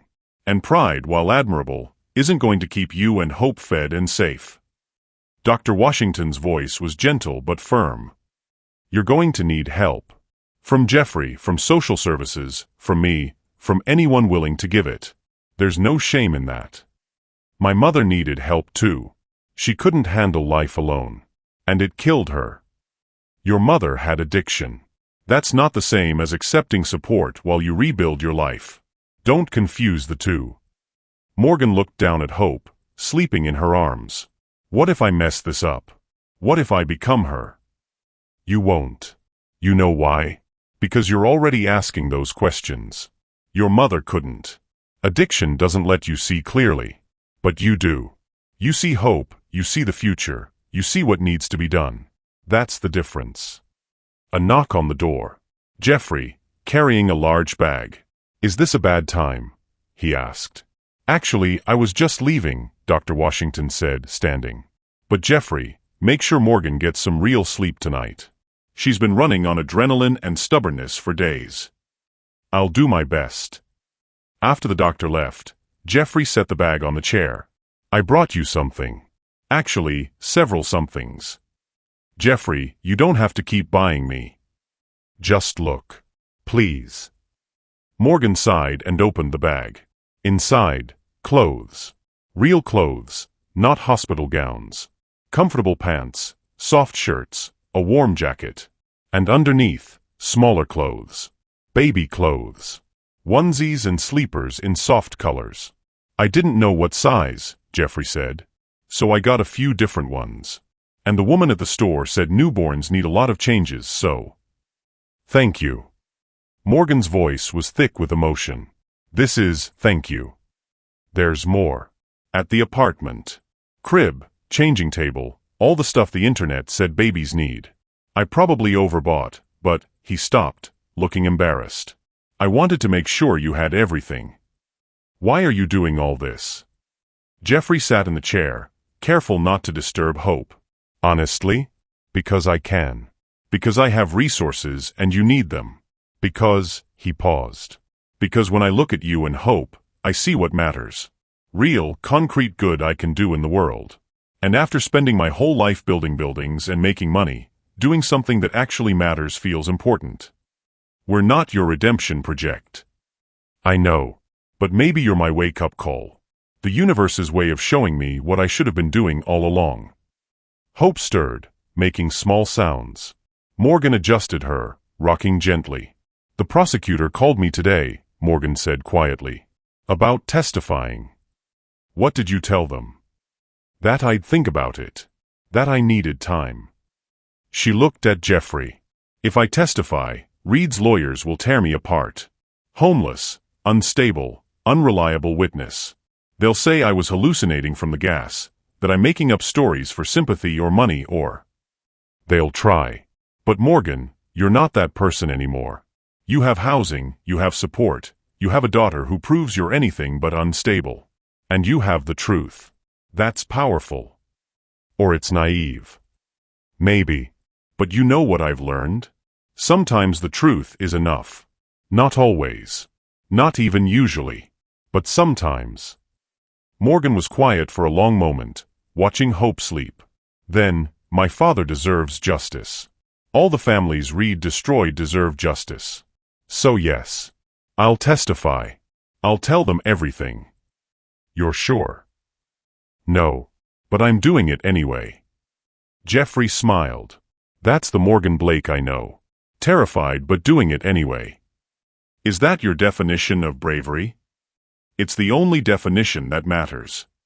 The next morning, Morgan was discharged with hope. Jeffrey had arranged everything: car seat properly installed, apartment stocked with necessities, even a baby nurse for the first few nights. "Just until you get settled," he'd said when Morgan protested. "You've been through trauma. You need support."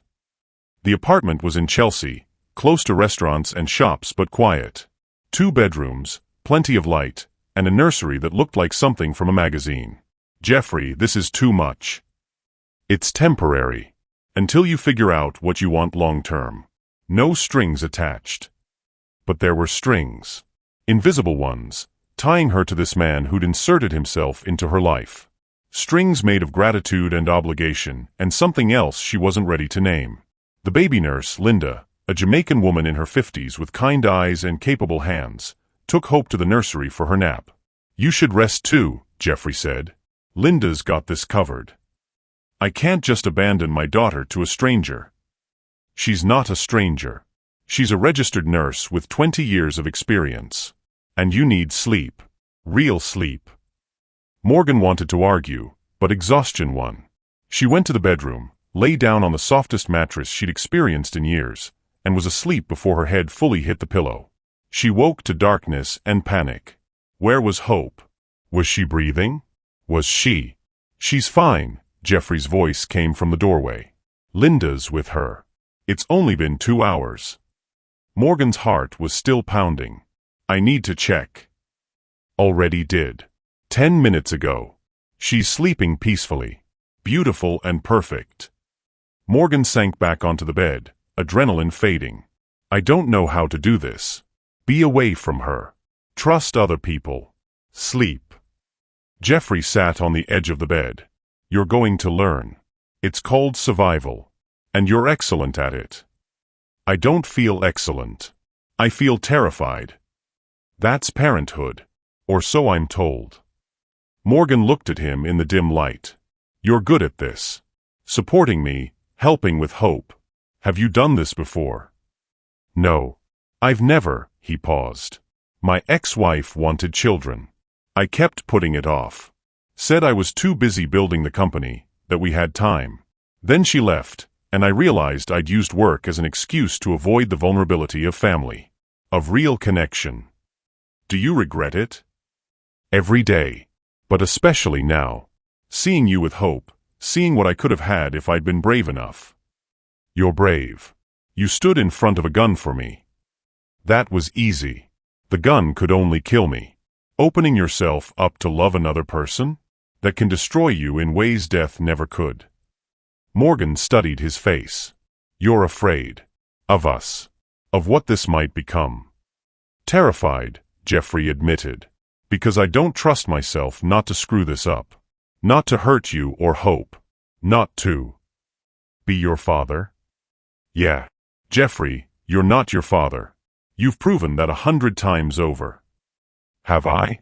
Or am I just performing redemption while secretly hoping it erases what my company did?" "I think," Morgan chose her words carefully, "I think you started there. Guilt and obligation. But somewhere along the way, it became real.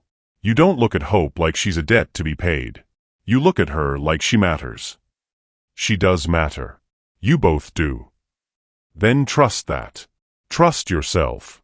"Because I'm starting to," she stopped, surprised by what she'd almost said. "Starting to what?" "Trust you," Morgan finished quietly. "Against all logic and self-preservation, I'm starting to trust you." Jeffrey reached out slowly, giving her time to pull away. When she didn't, he took her hand. "Thank you. I know what that costs you." They sat like that in the darkness, hands clasped, both afraid of what came next but willing to face it together. Then Linda appeared in the doorway, holding Hope. "She's hungry. And I think she wants her mama." Morgan took her daughter, and Jeffrey watched them with an expression that looked like longing and hope mixed together. "I should go," he said. "Let you feed her, get some rest." "Stay." Morgan surprised herself by saying it. "Unless you have somewhere else to be." "Nowhere else," Jeffrey said immediately. "Nowhere in the world." The next few days fell into a rhythm. Jeffrey would arrive in the morning with coffee and breakfast. He'd hold Hope while Morgan showered. He'd run errands, make phone calls, handle the logistics of their lives while Morgan focused on keeping a tiny human alive. And slowly, impossibly, they became something like a family. "You're good with her," Morgan said one evening, watching Jeffrey rock Hope to sleep. "She's easy to be good with. She doesn't judge my past mistakes." "Neither do I. Not anymore." Jeffrey looked up, surprised. "Morgan. I'm not saying I've forgotten what your company did. I'll never forget that. But I've stopped believing you're the villain in this story. Maybe you were once. But you're not anymore." "What am I now?" Morgan considered. "A work in progress. Like me. Like all of us." Hope fell asleep in Jeffrey's arms, tiny fists curled against his chest. He looked down at her with such tenderness that Morgan felt her heart crack open. "I want to be in her life," Jeffrey said quietly. "Not as the billionaire who's helping out, but as someone who matters. Someone she knows and trusts. Is that okay?" "Are you asking permission to be her?" Morgan wasn't sure how to finish that sentence. Her godfather? Her uncle? Her father figure? Jeffrey met Morgan's eyes. "I don't know what to call it, but I know that when I think about my future, I see her in it. And you. Am I overstepping?" Morgan's throat was tight. "3 weeks ago, I hated you. I blamed you for my father's death, for my mother's addiction, for everything wrong in my life. And now I can't imagine doing this without you." Jeffrey carefully stood, transferring Hope to her bassinet. Then he moved to sit beside Morgan on the couch.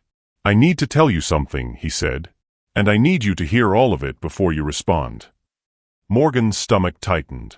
"Okay. I'm in love with you." The words hung in the air between them. "Jeffrey. Let me finish. Please." He took a breath. "I don't know when it happened. Maybe when you jumped onto those tracks. Maybe when you told me about your father while we were tied up. Maybe when I watched you give birth in a gas station. But somewhere along the way, I fell completely in love with you. And I know that's inconvenient and maybe unwanted and definitely complicated. But I needed you to know. Before we go any further. Before this becomes something we can't untangle." Morgan couldn't breathe. I can't." "You don't have to say anything back. I'm not asking you to love me. I'm just telling you the truth. Because we've had enough secrets between us. Jeffrey, I don't know what I feel. Everything's too raw, too complicated. My father, Hope, read the testimony. I can't process adding this to it." "I know. And I'm not asking you to. I just needed to be honest." Morgan looked at him, this man who'd walked into her life a month ago and turned everything upside down. This man who'd saved her life, helped birth her daughter, and was currently looking at her with such vulnerability that it hurt. "I don't love you," she said quietly. She saw the flinch, the hurt he tried to hide. "But I could," she continued. "Someday. Maybe. If we have time to figure out what this is without the pressure of assassins and kidnapping and trauma bonding. Can we just go slow? See what happens." Jeffrey's face transformed. Yes, we can go slow. As slow as you need." "Good. Because right now, I need to focus on Hope. On testifying. On." The apartment's front door exploded inward. Jeffrey threw himself in front of Morgan as armed men burst through. But these weren't Reed's men. They were FBI agents, guns drawn but lowered. "Jeffrey Hartwell?" "Morgan Blake," the lead agent said. "We need you to come with us. Now. Reed made bail 2 hours ago, and we have credible intelligence that he's coming for you both." The FBI safe house was a nondescript brownstone in Brooklyn, chosen specifically because it looked like every other building on the block. Inside, federal agents moved with quiet efficiency, setting up surveillance equipment and security protocols. Morgan sat in the living room, Hope clutched to her chest, while Linda the baby nurse tried to reassure her that everything was fine. Everything was not fine. How did he make bail? Jeffrey was demanding in the kitchen, his voice carrying. "He's charged with attempted murder, kidnapping." "He has an excellent lawyer and connections we're still mapping," Agent Sarah Chun replied. She was the lead investigator, sharp-eyed and no nonsense. Judge set bail at $5 million. Reed posted it within an hour. So he's just out there? Free to come after us. Which is why you're here. Under federal protection. He can't get to you. He got to us before. In a secure apartment with private security. That was before the FBI was involved. We don't lose witnesses, Mr. Hartwell. Morgan listened to the exchange, feeling hope's warm weight against her chest. The baby was sleeping, oblivious to the danger. Morgan envied her that innocence. Jeffrey returned to the living room, his face tight with barely controlled fury. They're doing everything they can, he said, sitting beside Morgan. We're safe here. Are we? Really? The FBI doesn't make promises it can't keep. Reed made bail. That means he has more resources than we thought. More connections. More. Her phone rang. Unknown number. Jeffrey's hand shot out. Don't answer that. But Morgan was already looking at the screen. A text message had come through. I know where you are. I know what you're planning. Let's talk. Alone. Or the next person who dies won't be me. Jeffrey, Morgan showed him the phone. His face went white. Agent Chun. Within seconds, the room filled with FBI agents. Chun took the phone, reading the message. How did he get this number? She demanded. I don't know. I've had the same number for years. He must have had it from before. Been sitting on it. Chun was already typing on her tablet. We're tracing this now. Don't respond. Don't engage. But another text came through. This time, a photo. The outside of the brownstone. Taken from across the street. Minutes ago. He's here, Morgan whispered. Chaos erupted. Agents moved to windows, weapons drawn. Chen was on her radio, calling for backup. Get them to the basement, Chen ordered. Now. Jeffrey pulled Morgan to her feet, and they were rushed downstairs by 2 agents. The basement was finished but windowless. Concrete walls, a single exit. Defensible. Stay here, one agent said. Don't come out until we give the all clear. They left, and Morgan heard the lock click from the outside. They locked us in, she said. To keep us safe. Or to keep us contained. Morgan was thinking fast now, her mind racing through possibilities. Jeffrey, what if this is a trap? What if Reed wanted us exactly here, locked in, nowhere to run? The FBI wouldn't. Gunfire erupted upstairs. Loud, rapid, terrifying. Hope woke with a scream. Jeffrey moved to shield them both, positioning himself between Morgan and the basement door. More gunfire. Shouting. Something heavy hit the floor above them. Then silence. Is it over? Morgan whispered, rocking Hope, trying to calm her. The basement door handle turned. Jeffrey tensed. Stay behind me. The door opened. Agent Chen stood there, bleeding from her shoulder, weapon drawn. We need to move. Now. He's got agents down. He came prepared. How many men does he have? Jeffrey asked. At least 6. Maybe more. We're outnumbered. There's a tunnel that leads to the building next door. It's your only shot. She led them to a corner of the basement, pulling back a false panel to reveal a narrow passage. Follow this. It'll take you to 247 Maple Street. There's a car waiting, black sedan, keys in the visor. Drive to the federal building downtown. Don't stop for anything. What about you? Morgan asked. I'm buying you time. Now go. More gunfire upstairs. Chun flinched but held her position. Jeffrey pulled Morgan toward the tunnel. Come on. Wait, Morgan turned back to Chun. Thank you. For everything.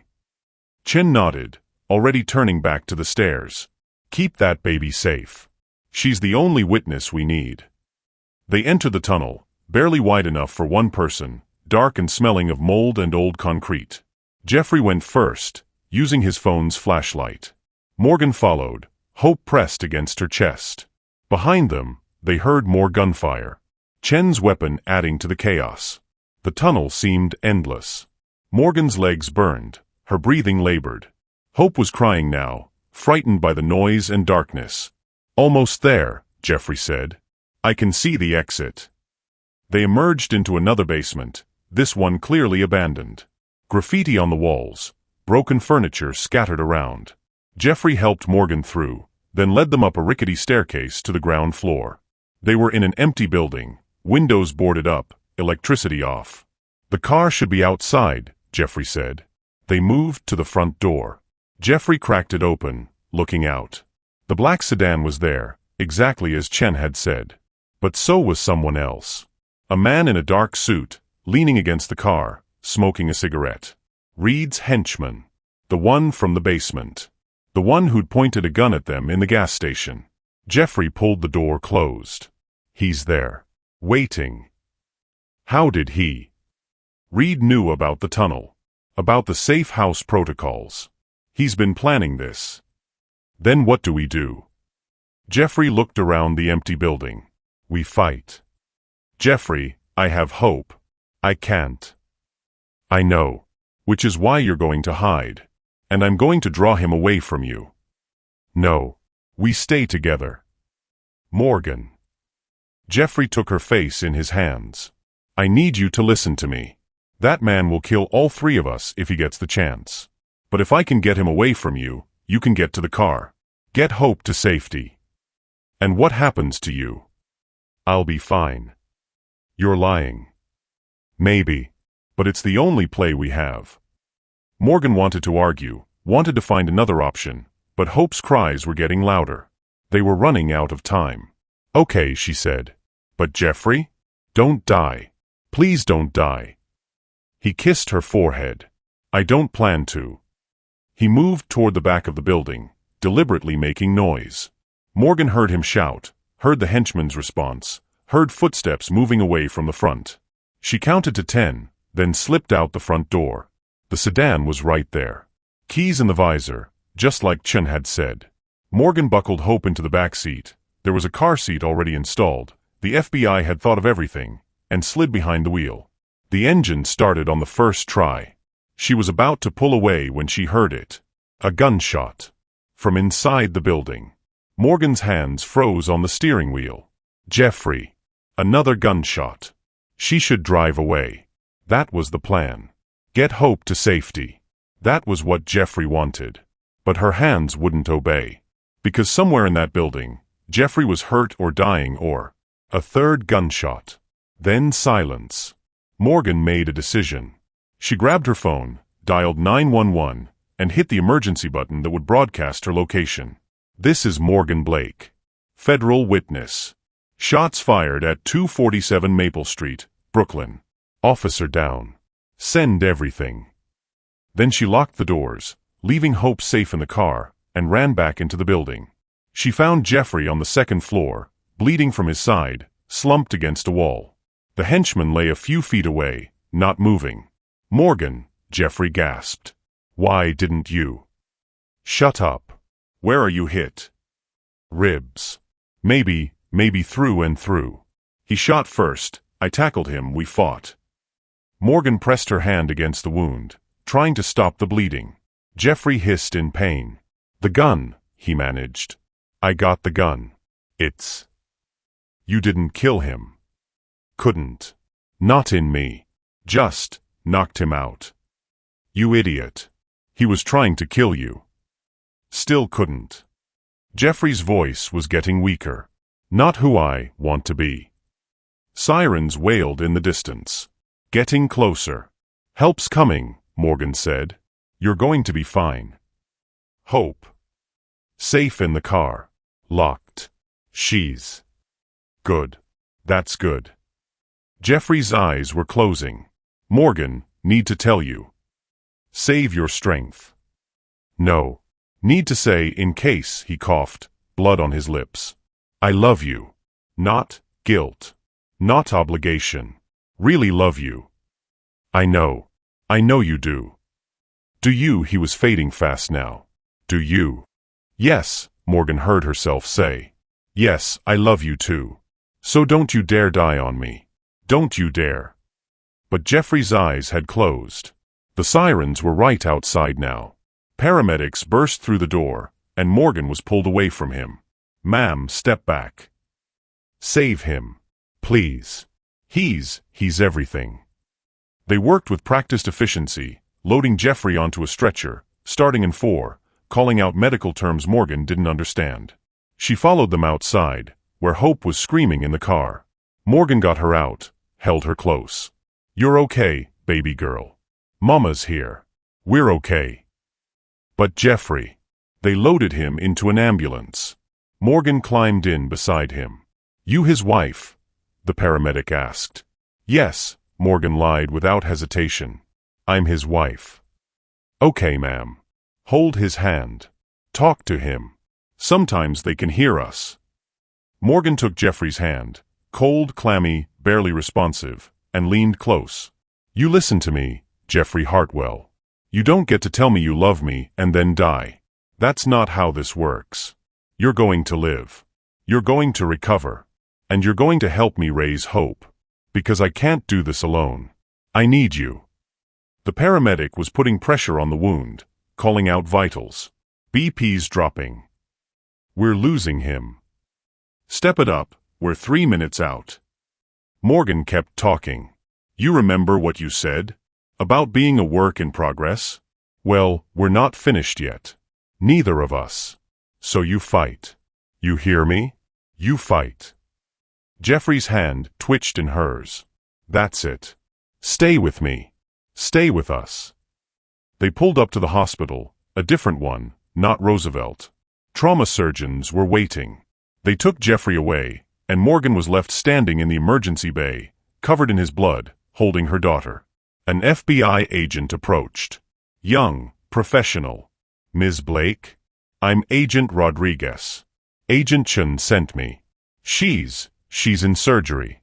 But she wanted you to know that Reed has been apprehended. It's over." "What?"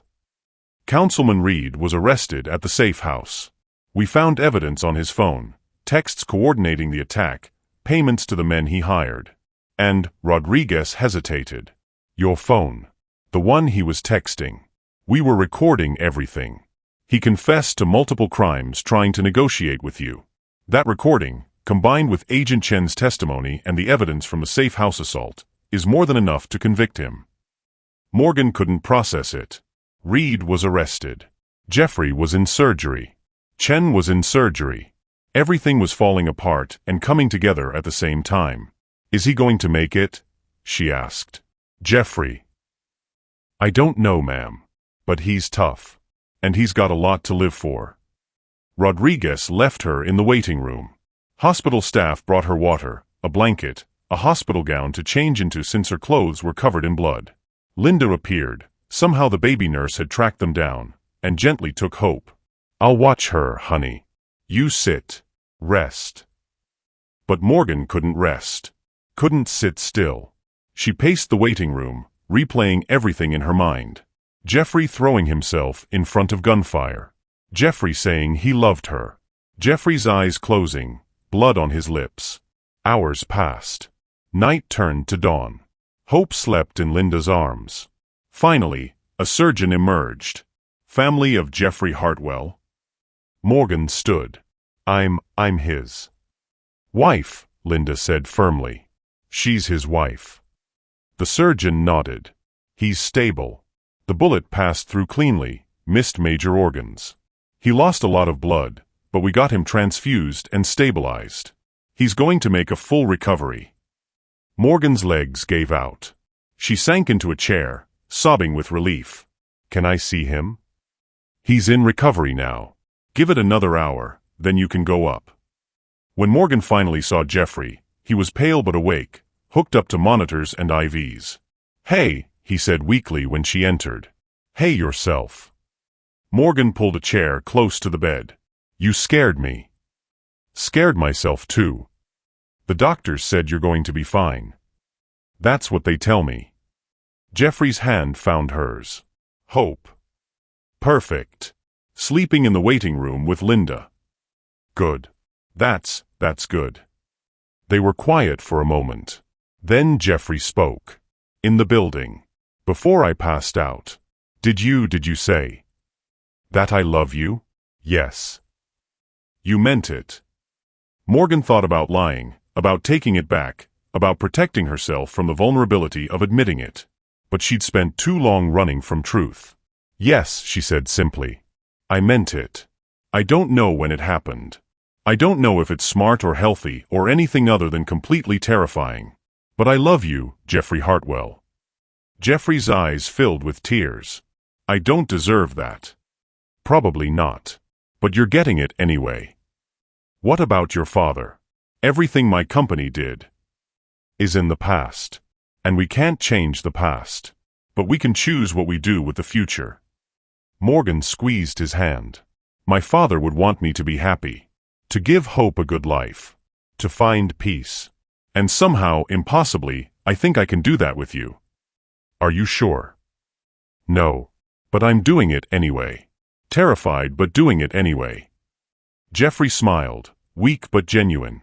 That's my definition of bravery. I know. You've mentioned it. A nurse knocked and entered. Sorry to interrupt, but visiting hours are almost over. He needs rest. Morgan started to stand, but Jeffrey held her hand tight. Stay, he said. Please. Just a little longer. I'll stay, Morgan promised. As long as you need. The nurse left, dimming the lights. Morgan sat in the quiet hospital room, holding the hand of the man she loved, thinking about her daughter sleeping downstairs and the future stretching ahead of them. A future that shouldn't exist. A future built on near-death experiences and unlikely alliances and two people who had every reason to hate each other choosing love instead. Jeffrey. Morgan said softly. Thank you. For what? For being someone worth saving. For making all of this, she gestured vaguely, mean something. Jeffrey opened his eyes, looking at her with such tenderness it hurt. Thank you for saving me. In every way a person can be saved. We saved each other. Yeah, we did. Outside the hospital window, dawn was breaking over the city. A new day. A new beginning. And for the first time in 10 years, Morgan Blake felt something she thought she'd lost forever. Hope. The Manhattan District Attorney's office was packed with reporters, cameras, and the kind of electric tension that comes with high-profile convictions. Morgan sat in the front row, Hope, now 6 months old and impossibly beautiful, on her lap, babbling happily at nothing in particular. Jeffrey sat beside them, his hand resting on Morgan's knee. The scar from his gunshot wound still pulled when he moved too quickly, but his doctors said he'd made a remarkable recovery. Agent Sarah Chun sat in the witness section, her arm still in a sling from her own injuries that night. She testified yesterday, describing in clinical detail how Reed had orchestrated the safe house attack. Today was Morgan's turn. You don't have to do this, Jeffrey whispered for the 100th time. The case is solid without your testimony. I know, Morgan said, but I need to. For my father. For all of them. The prosecutor, a sharp woman named Andrea Mills, approached. Ms. Blake, we're ready for you. Are you ready? Morgan looked down at Hope, who reached up to grab her mother's face with chubby hands. Mama, Hope said clearly, her first word, spoken 2 days ago, and already Morgan's favorite sound in the world. Yes, baby girl. Mama has to go talk to some people. But I'll be right back. Linda materialized from somewhere, gently taking Hope. We'll be right here. You go tell your truth, honey. Morgan stood, smoothed her dress, professional, expensive, purchased by Jeffrey but chosen by her, and walked to the witness stand. She'd been preparing for this moment for months. Therapy sessions with Dr. Washington's referral to process the trauma. Meetings with the prosecutor to review her testimony. Conversations with Jeffrey about how to handle the defense's inevitable attacks. But now, raising her right hand to swear to tell the truth, she felt surprisingly calm. The truth was simple. It didn't require rehearsal or preparation. It just required honesty. Ms. Blake, Andrea Mills began gently. Can you tell the court what happened on October 15th, in the basement where you and Mr. Hartwell were held captive? Morgan took a breath and began to speak. She told them about Reed's confession. About his cold recitation of her father's last words, delivered like a weapon designed to wound. About his admission that he'd been taking bribes for 20 years, that safety violations were just the cost of progress. She told them about the kidnapping, the gas attack, the escape. And she told them about watching Jeffrey nearly die because Reed couldn't let the truth come out. The defense attorney, expensive, slick, exactly what you'd expect from someone defending a man like Reed, tried to shake her testimony. "Ms. Blake, isn't it true that you were homeless when you met Mr. Hartwell?" "Yes." "Living out of a car?" "Yes." "And now you're living in an apartment he pays for? Wearing clothes he bought? Raising your child with his financial support?" "Yes." "So you have a significant financial incentive to say whatever the prosecution wants you to say. Isn't that correct?" Morgan looked at the defense attorney with the same calm she'd felt on the witness stand. "I have an incentive to tell the truth. Because my daughter is going to grow up in a world where people like your client either face consequences or they don't. And I want her to grow up knowing that the truth matters more than money." "But you're accepting Mr. Hartwell's money." "I'm accepting help from someone who offered it. That doesn't make me a liar. It makes me a mother doing what's necessary to keep her child safe."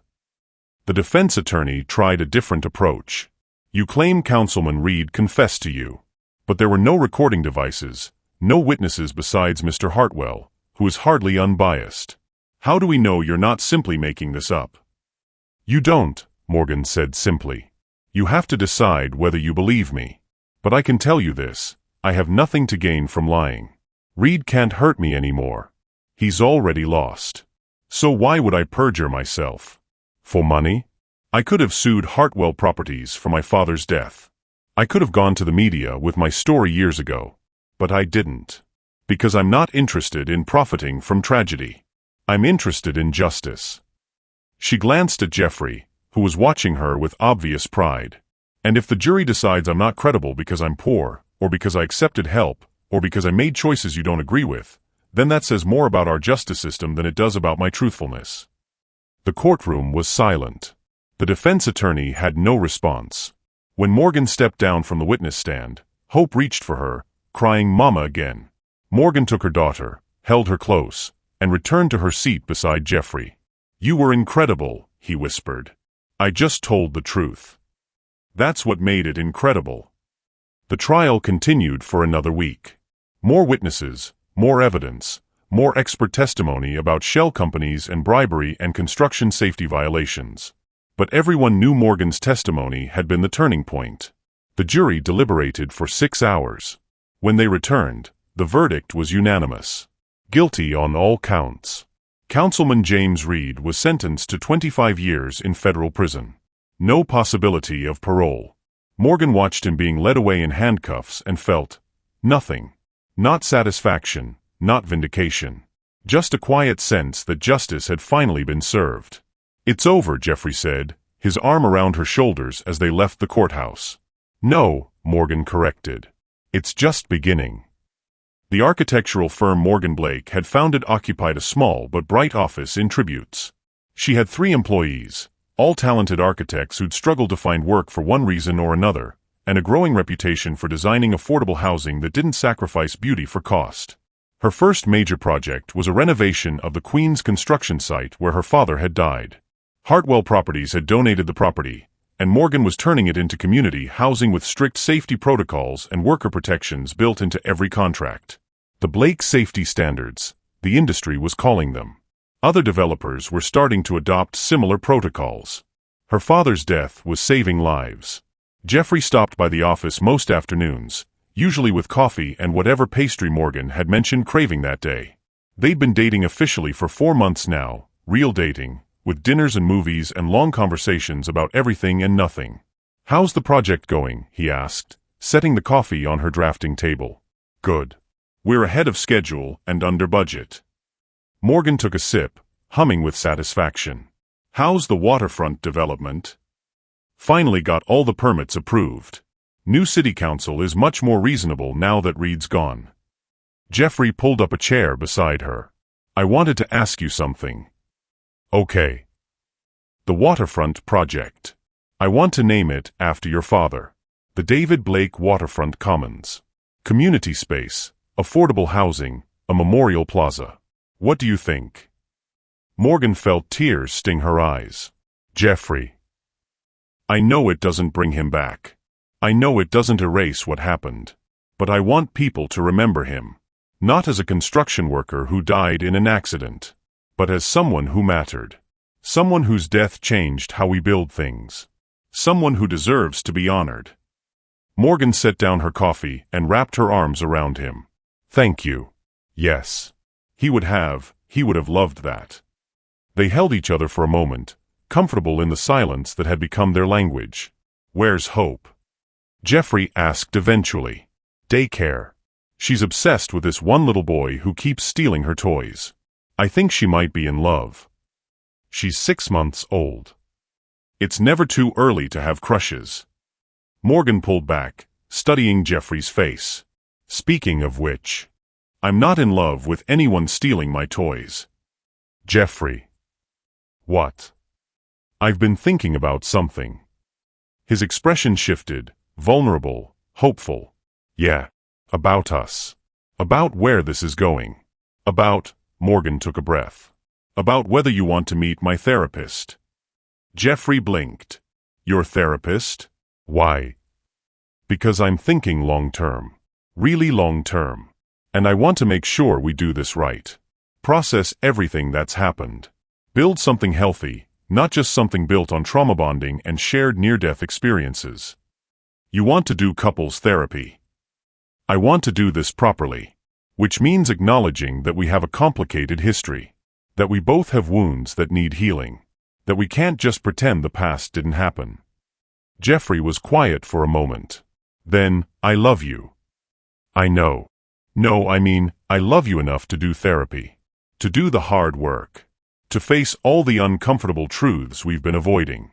Because you're right. We can't build something real on top of unprocessed trauma. So you'll come? To therapy? I'll come. Not because I think we're broken, but because I think we're worth the effort to do this right. Morgan kissed him, slow, tender, full of promise. Mama. They broke apart to find Hope being carried into the office by Linda, who was grinning. Sorry to interrupt, but someone missed her mother. Morgan took Hope, who immediately grabbed at her mother's hair.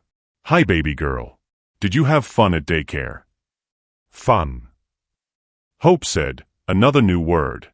Jeffrey reached over to tickle Hope's belly, making her shriek with laughter. The sight of them together, her daughter and the man she loved, made Morgan's chest ache with happiness. I need to tell you something, Jeffrey said suddenly. What? I've been looking at houses. Morgan's heart skipped. Houses. For us. If you want. Nothing presumptuous. I'm not assuming we're ready to live together. But I found this place in Park Slope. For bedrooms, backyard, good schools nearby. And there's a studio space that would be perfect for your drafting work. It's ours if we want it. Jeffrey. I'm not asking you to marry me. Not yet. I know we're not there. But I'm asking if you can see a future where we're a family. Really a family.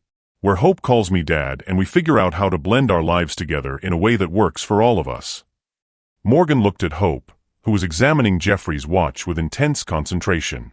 She already thinks you're her dad, Morgan said quietly. She lights up when you walk in the room. She says Dada when she sees your picture. She does. You didn't know? I thought she was just babbling. Jeffrey, you're her father in every way that matters. Not biologically. She has a biological father somewhere who wanted nothing to do with her. But you're the one who shows up. Who changes diapers and reads bedtime stories and makes sure she's safe. That's what makes you her dad. Jeffrey's eyes were wet. I don't know what I did to deserve this. To deserve you both. You showed up, Morgan said simply. You kept showing up, even when it was hard. Even when I didn't want you to. Even when it would have been easier to walk away. I could never walk away from you. I know. That's why I love you. Hope reached for Jeffrey, and he took her gently, holding her against his chest. She laid her head on his shoulder, thumb in her mouth, content. So, Jeffrey said softly, rocking Hope. The house in Park Slope. Can we at least look at it? Yes, Morgan said. We can look at it. And if it feels right, If it feels like home, then maybe we take that next step. No pressure. Lots of pressure. But the good kind. The kind that comes from building something real. The dedication ceremony for the David Blake Waterfront Commons was held on a perfect October day, exactly 2 years after Morgan had jumped onto subway tracks to save a stranger's life. Hundreds of people attended. City officials, construction workers, families from the community housing units. Agent Sarah Chun, fully recovered, with her own family. Dr. Keisha Washington, who delivered 2 more babies in Morgan's building since Hope. And Morgan's mother's sister, Aunt Teresa, who Morgan had tracked down 6 months ago. They were still rebuilding their relationship, still processing years of estrangement, but Teresa was here. That was something. Jeffrey gave a speech about safety standards and David Blake's legacy. About how one man's death had changed an entire industry. But when it was Morgan's turn to speak, she kept it simple. "My father was a builder," she said into the microphone, hope wiggling in Jeffrey's arms beside her. "He built things with his hands. Buildings, furniture, dreams. And when he died, I thought everything he'd built died with him." She paused, looking out at the crowd. But I was wrong. Because his real legacy wasn't the buildings. It was the lesson that every life matters. That we can't sacrifice people for profit. That safety and dignity and human life are worth more than construction schedules or profit margins. She glanced at Jeffrey, who was watching her with obvious love. 2 years ago, I was homeless, pregnant, and angry at the world. I blamed Jeffrey Hartwell for my father's death. And I would have been justified in letting him die when someone pushed him onto those subway tracks. But I didn't. Because my father taught me that we save people, even when they don't deserve it. Even when it's hard. Even when it costs us something. And saving Jeffrey, saving the man I thought was my enemy, gave me my life back. Not just survival. But real life. Purpose, love, family. She reached for Jeffrey's free hand. So this Waterfront Commons isn't just about remembering my father. It's about remembering that redemption is possible. That people can change. That we can build something beautiful from the ruins of tragedy. She looked down at Hope, who was clapping her hands, not understanding but participating anyway. And it's about making sure my daughter grows up in a world where people like my father are honored. Where their deaths mean something. Where their lives matter. The crowd applauded. Morgan stepped away from the microphone, and Jeffrey pulled her into a one-armed hug, Hope squeezed between them. "Beautiful speech," he whispered. "I meant every word." "I know you did." After the ceremony, after the photos and the handshakes and the interviews, they went home. To the house in Park Slope that they'd bought together 6 months ago. The house where Hope took her first steps. Where they hosted dinners for Morgan's employees and Jeffrey's reformed business partners. Where they'd had their first real fight about whose turn it was to do dishes and their first real makeup afterward. That night, after Hope was asleep, they sat on the back deck, sharing a bottle of wine and watching the stars. "Do you ever think about how different things could have been?" Morgan asked. "All the time. If I hadn't jumped onto those tracks, I'd be dead. You'd still be homeless. Hope would have been born in a car. Reed would still be destroying families." Jeffrey squeezed her hand. "But you did jump. And everything changed. For better or worse?" "Definitely better." Morgan leaned against him, content. "I never thought I'd be here. Happy, stable, in love with a billionaire whose company killed my father. It's ridiculous. It's life. Messy, complicated, ridiculous life. I don't forgive your company for what happened to my father.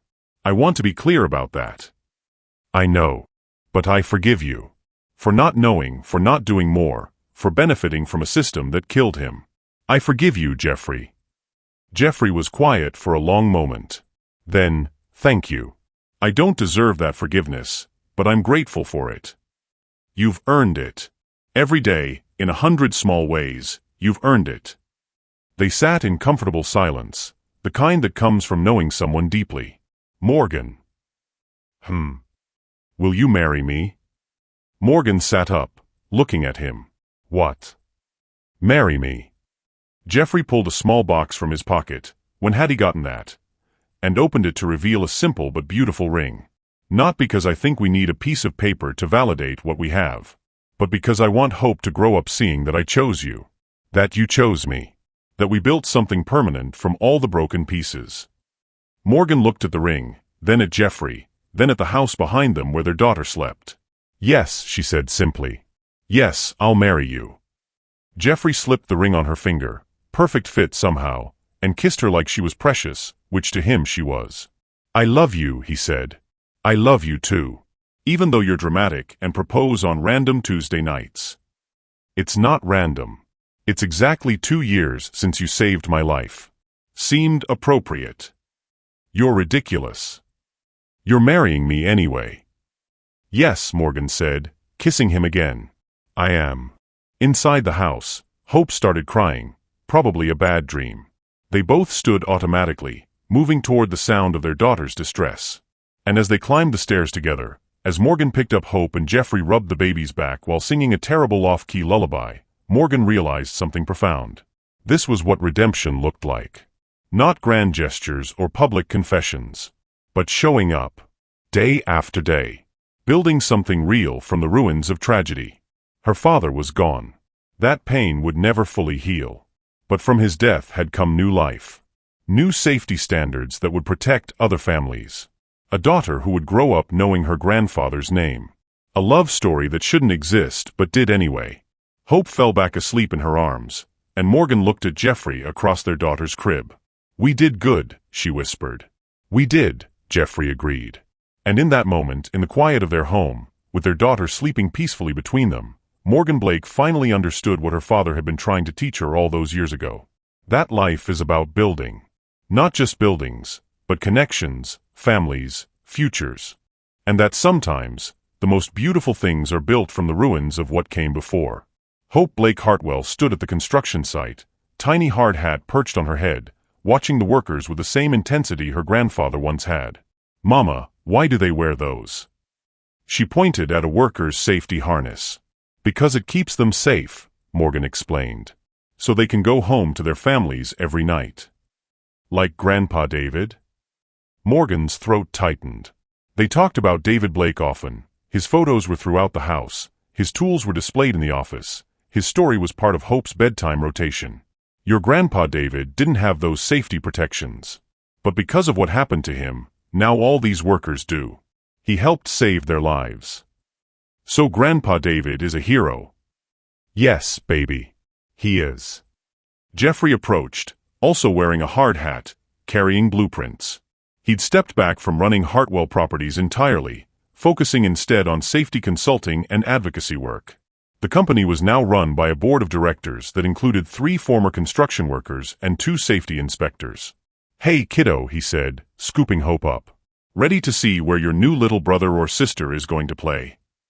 I want a sister, Hope announced. Boys are gross. Jeffrey and Morgan exchanged amused glances. Morgan was 4 months pregnant with their second child. Planned this time, wanted, celebrated. Well, we'll find out in a few months, Morgan said. Either way, you're going to be the best big sister. I know, Hope said confidently. I'm going to teach them about safety and Grandpa David and how to be brave. Sounds like a good plan. As they walked the construction site, another community housing project, another step toward making her father's death mean something, Morgan thought about the past 7 years. The terror of being homeless and pregnant. The miracle of Jeffrey's survival. The birth in a gas station. The trial that put Reed away forever. And then the slow, beautiful work of building a life together. Therapy, arguments, makeups, compromises. Learning to trust. Learning to love. Learning to be a family. It wasn't perfect. Some days were hard. Morgan still had nightmares about the subway platform, still struggled with anxiety when Jeffrey was late coming home, still cried on the anniversary of her father's death. But they'd built something real. Something that honored the past while embracing the future. What are you thinking about? Jeffrey asked, his arm around her waist. About how weird life is. How 2 years ago, I hated you. And now I can't imagine my life without you. Ditto. You're stuck with me forever, Blake. It's Blake Hartwell now, remember? I remember. Best decision I ever made, hyphenating our names. Hope was already running ahead, checking on the workers, asking questions, being exactly the curious, confident child her parents hoped she'd become. "She's going to change the world," Morgan said, like her mother did. "I didn't change the world. I just jumped onto some subway tracks." "You changed my world. That counts." Morgan leaned into him, comfortable and content. "I guess it does."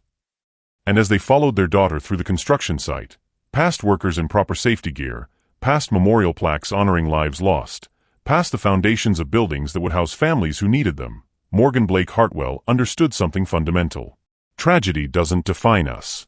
How we respond to it does. Her father's death had been a tragedy. But from that tragedy had come change, love, purpose, life. And somewhere, she liked to think, David Blake was watching. Proud of his daughter. Proud of the man she'd chosen. Proud of the granddaughter who carried his name and his legacy forward. "Love you, Dad," she whispered to the wind. And in the sound of construction, hammers, saws, the symphony of building, she imagined she heard him answer back. "I love you too, kiddo. I love you too."